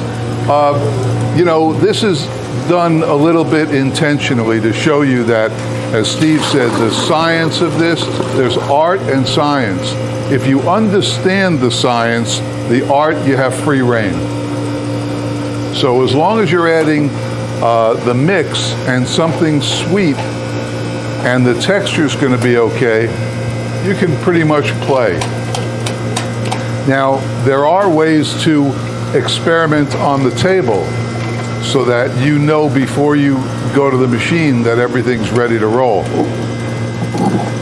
But this is certainly more fun. So tell them what you're doing. I'm taking it apart and going home. Okay, okay. His day is done. At the end of the day. End of the day. Now also, you want to come and explain this?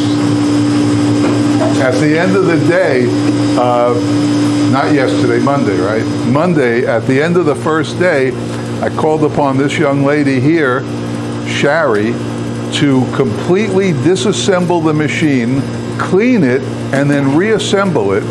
And without any prior knowledge or without my help, just some instruction, she did it. And then I mistakenly said, if she can do it, anyone can do it. But I didn't mean it that way. I meant that if she can do it, everybody can do it. Because she's no different than everybody else in that regard. And she did it. And then the next day, who did it? He's not here. He had a head injury, I think. No, I'm kidding.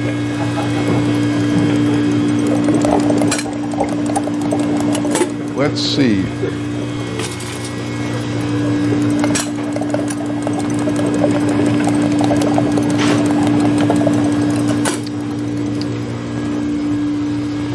That'll be good. Yes, Shari. Is that just Sterashine or is that soapy? That's, looks like soapy water. Is that soapy water? Yeah. Yes.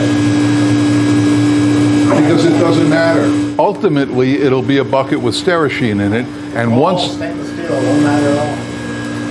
that's done, remember, the final thing we do is the Sterashine, and then we seal up the machine, we go home, and the next day when we come in, we're ready to roll. Actually, he's breaking the health code. They say that when you're finished cleaning it, leave all the parts out on the table to air dry. And what's the sense of sanitizing something you may not use again for 3 days? Do it at the beginning of the day. But that's okay. He's Jeff. You don't have to do that. You do have to leave it apart. The reason that I don't do it is I don't want Clorox in my machine 30 seconds before I make ice cream. I just don't want, it's up here, but I don't want it. So what we do is we do it at night when we leave. We break it down, we clean it, we put it together, we then put the bucket with Sterashine in it, and then we rinse it out, we come out with the water, and we close it up. And nothing gonna grow in that. And then the next day, we're ready to roll.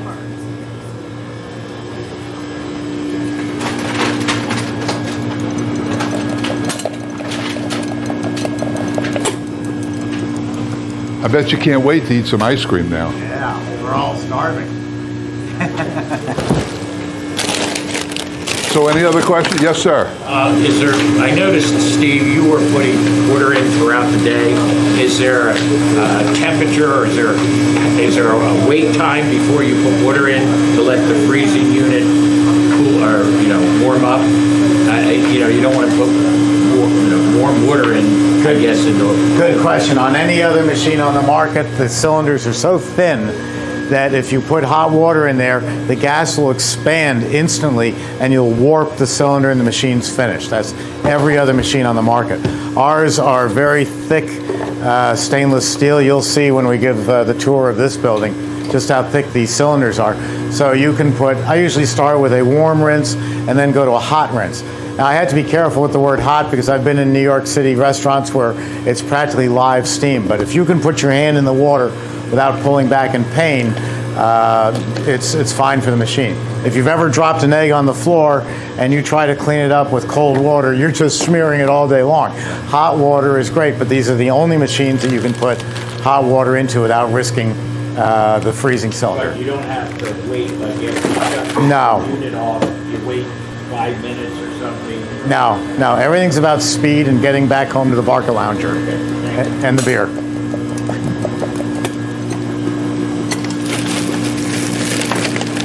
Jim, how do we know when it's ready? Stand up and I don't know. You guess you run some out and see if it's ready. So Ray, how do we know when it's ready? Take a look, and if there's a peak on it, you open it up. When it holds a peak. What's that mean? Look, it's just going like that. Right. No peak. Okay. When it holds a peak, it's ready. Okay. I took a real big chance calling on you. You got there eventually. I didn't think it was going there. I thought we were going to have to go right back there. She was whispering in my ear. No. Just call in. Oh, health code.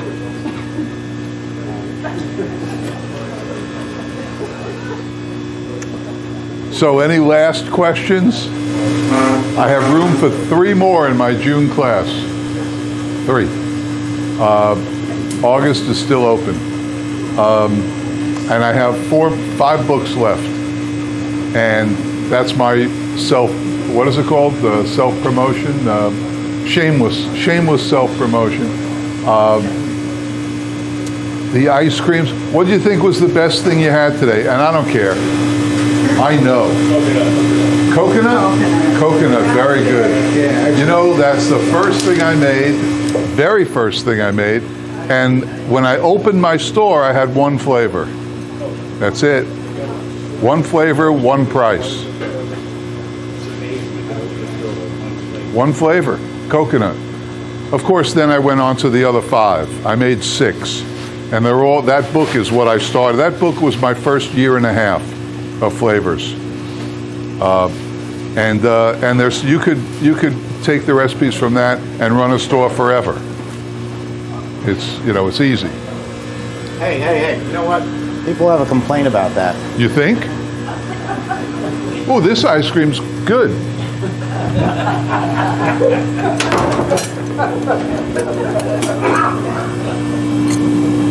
Want me to give you a new container? Look at you cleaning up. What happened to you? I'm going home. You never clean up. You want me to, we've never had this big a mess. You want me to get you a new container? No, I'm good. Did she lick it? What? Did she get near it? No. Okay. I'm good. You never do this. I didn't even think he knew where the faucets were. I saw it in a movie. I think it was called Make It Fresh. As long as you're there. Yeah, okay. Okay, we're almost ready. When it maintains a peak.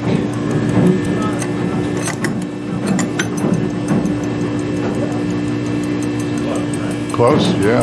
And you know when it starts to get close fast. Because obviously. Recipes, then you kind of get to know how many minutes. Last time I'll say it. Stay in your lane, bro. That commercial makes me laugh every time I see it. Aren't you supposed to draw that out before you put the stay in your lane, bro? Ooh, boy.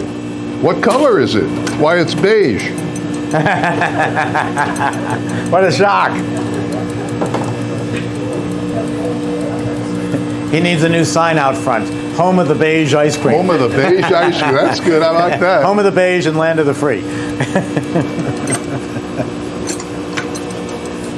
Yes. Do you have a special recipe for Sammy? What? No, she doesn't get to eat ice cream. Not a special recipe just for her. No. There's some reason why you're doing this, and I haven't figured No, there it out. isn't. Oh, yes, there is. I'm just, How long have I known you? We've been doing this how many years? I'm just You've roaming never- around. I've got nothing to do. You always have something to do. Okay, now I listen for the compressor to go off. It's getting ready. It's getting higher in pitch. There you go. When I hear that, I know I'm good.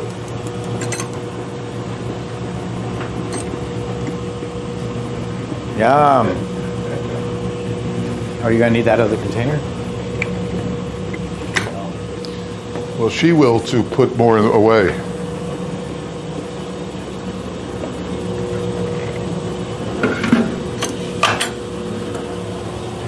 Okay. Come and get it.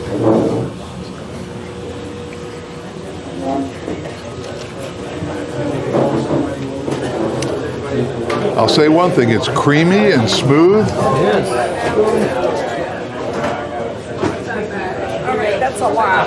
I'll pass that one. Can I get a little bit less, please? Thank you. This is called Decorator's Beige. That's it, Decorator's Beige. It's good looking ice cream. It is a good looking ice cream, isn't it? Look how creamy. Ooh.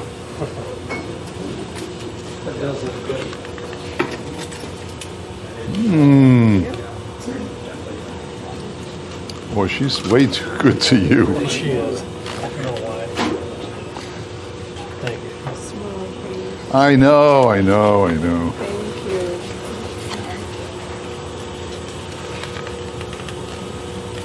Something's up, Steve, I'm telling you. No, nothing's up. Just a little bit. Thank you. Thank you very much. Thank you. Now, this is the lemon. Lemon Oreo. Give it a try. You gonna try some? Can you give one to Ken? I'll take one to Mike, too. Oh, that's good. Mmm. You sure you can taste the Oreos? You're welcome. Well, there's 400 of them in there. One for Ken, please. Thank you. You want spoons with that? Who happy, right? Right. Thank you. What did you think? Did you like it? I didn't try it yet. Oh. I thought I'd see if anybody keels over.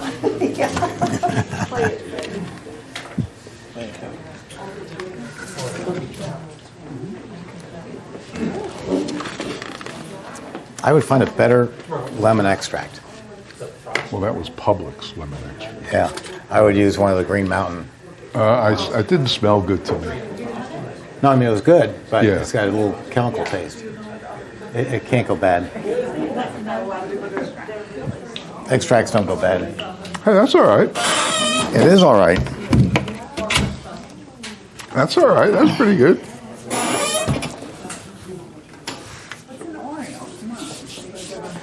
It's a lot of Oreos. You know what the last thing I put You in can never was? have too much Oreo. Can anybody taste what that last thing I put in was? No, close. What? Hellman's? Mayonnaise? Almond, that's right, almond extract. That's what the aftertaste is. Right. So it's not bad lemon, it's the almond. I would have left that out. No, I'm glad I put it in. This is all right. So this was an almond extract, lemon extract. And a lot of Oreos. Yes, that was good. And it's good, right? Yeah, great. The lemon. And you got some cookie bits in there, too. I like those too.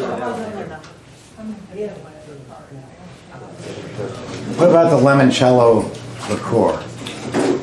You know, I went to buy that the other day, and I didn't for some reason. But yeah, that's a good thing to play with. That might go in there. Yeah. This isn't bad.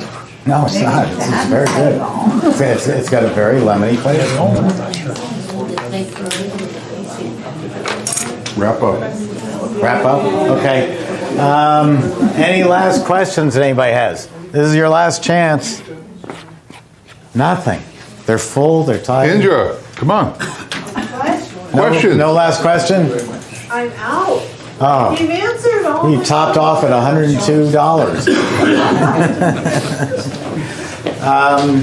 Okay, I'm going to give you a tour of this building. We have 3 buildings. This is our main assembly building. And then last week we opened up a new building just up the street, but I won't take you all the way up there. We moved our whole machine shop up there because we needed more assembly space. And then across the street on a diagonal is where we have additional machine shop. That's where the CNC machines are. The handmade machinery parts are up there. And that's also going to be a future home of Stefano's Brooklyn Italian Ice. That's my new company. And I'm going to wholesale Italian ices. Ices like you remember is my tagline. Yeah, I hope so. So until Ralph's and Little Jimmy's comes after it. Yeah. Hey, Bacciolo, come in. They're using the name Stefano Tomsini, they're never going to guess it's me. That's okay. I got my brown paper bag of Pride money. I'm good to go. So, yes. I have a real simple question. Is there any difference at all between Italian ice and what, and in Philadelphia, why they call it water ice? Oh, good question. I completely forgot about that. Italian ice and Italian water ice. It depends on where you are on the Jersey Turnpike. And there is a difference. In New York, we call it Italian ice. And that, if it was Jeff's size machine, the bigger one, the 2-tub machine, it would be 7 pounds of sugar, 14 quarts of water, and 2 quarts of fresh squeezed lemon juice. You go down the Jersey Turnpike to Philadelphia, and the name changes from Italian ice to Italian water ice. Now, in Philadelphia, they like their ice smoother. They like it almost smooth and creamy. The way you adjust to make smooth and creamy is the sugar content. So I said 7 pounds of sugar, 14 quarts of water.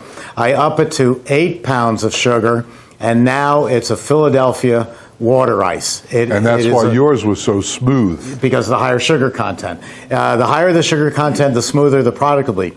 Now you go out to Brooklyn, and you go out to around Nepperham Avenue and all that area. Canarsie. Not that far. Boynton Beach area. You're getting into a real Italian neighborhood where everybody speaks Italian, and the product is actually crunchy. And that's called a granita or a granite. So not 8 pounds of sugar, not 7 pounds of sugar, it's 6 pounds of sugar. And then you go back up the highway to Rhode Island and Massachusetts, and the name changes to Slush, but not a Slurpee, it's just called Slush, and it's 5 pounds of sugar. It's absolutely awful, and I've made a fortune selling absolutely awful, but I wouldn't eat it myself, but they love it, so it's got to be right. So 5 pounds, 6 pounds, 7 pounds in New York, 8 pounds in Philadelphia. And that is your whole spectrum right there of secret recipes. Is, you know, where are you and who are you? The other thing is, do you need to filter the water? Because New York has fantastic water. This joke's getting old. You think? Up in the Hudson River, the first filtration system is a big wire mesh where we catch the bodies before they float downstream. But the flavor is great. The water in New York's great. We are here in Brooksville, where the water is absolutely terrible. It's not Brooksville's fault. It's a very high mineral content because Florida is basically a reef, a coral reef. Paola? And so the water is a high mineral content. It absolutely tastes horrible. Do I have to filter my water if I'm going to sell in Brooksville? The answer would probably be no, because a tourist has never come to Brooksville and probably never will, except for you folks. So I'm not selling to tourists. I don't have to make it taste like New York water. And if you grew up in Brooksville, you don't know the water's bad because you've been drinking it all your life. So if I'm going to sell to people in Brooksville and this area, I don't have to filter the water because it's the water they grew up with. I wouldn't want to make a pizza with it. It just wouldn't even rise. Now you get down to Miami, and everybody in Miami's from New York. Down on vacation, you have to filter the water. This is some road trip. I left you in Rhode Island and you went to Philadelphia. Yes. And you didn't even have to pay Next for baggage. we're in Caracas. What do they do in Caracas? You don't want to know. So Italian ice depends on, it's not just a name, it's also what you want to call it. Birmingham, Alabama, it's called Greek ices. And the only difference is it was 6 Greek brothers that left Brooklyn, and they said, why should we call it Italian ice? We're Greek. And so it's known as Greek ices. In Hawaii, it's Hawaiian ice. How about Dubuque? Dubuque? Don't get me started. It's called the puke. Yes. How much lemon, or what do you put in there for lemon, or what does that do for it? I'm making lemon ice. No. You were like 7 pounds of sugar. 2 quarts of fresh squeezed lemon juice. And what does that do for it? That's the flavor. It's lemon. Oh, that's for the lemon. I got you. 'Cause I heard you say something about you would put lemon in there if you had it or something like that. Yeah, that was just to make it a little tart. That was just going to be an ounce. But it depends on where you are. If you're down on Little Italy in Lower Manhattan, You're going to cover every state, aren't you? if we're in Lower Manhattan, it's such an Italian neighborhood that if you order a cherry ice, the Italians are going to eat lemon ice. So if you're in Little Italy, you're going to order a cherry lemon ice. Give me a cherry lemon ice. Give me a grape lemon ice. Lemon ice is the generic name Well, that's for it. like in the Midwest, everything's a Coke. Is it? Yeah. Give me a root beer Coke. Right? It is. I guess. Everything in the Midwest is Coke. I've only flown over it. Yeah, so, okay, go ahead. We're up to Oklahoma now. No. That's Dr. Pepper there. She's from there.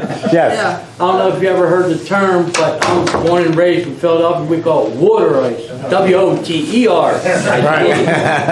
No R. W-O-T-A. Water ice. Water. No, that's correct. Okay, now we're in Nevada. Anybody else? So I'm going to take you around, show you this building, and show you how we make the machines. And then if you have any questions at all, you can call us direct. You can email us.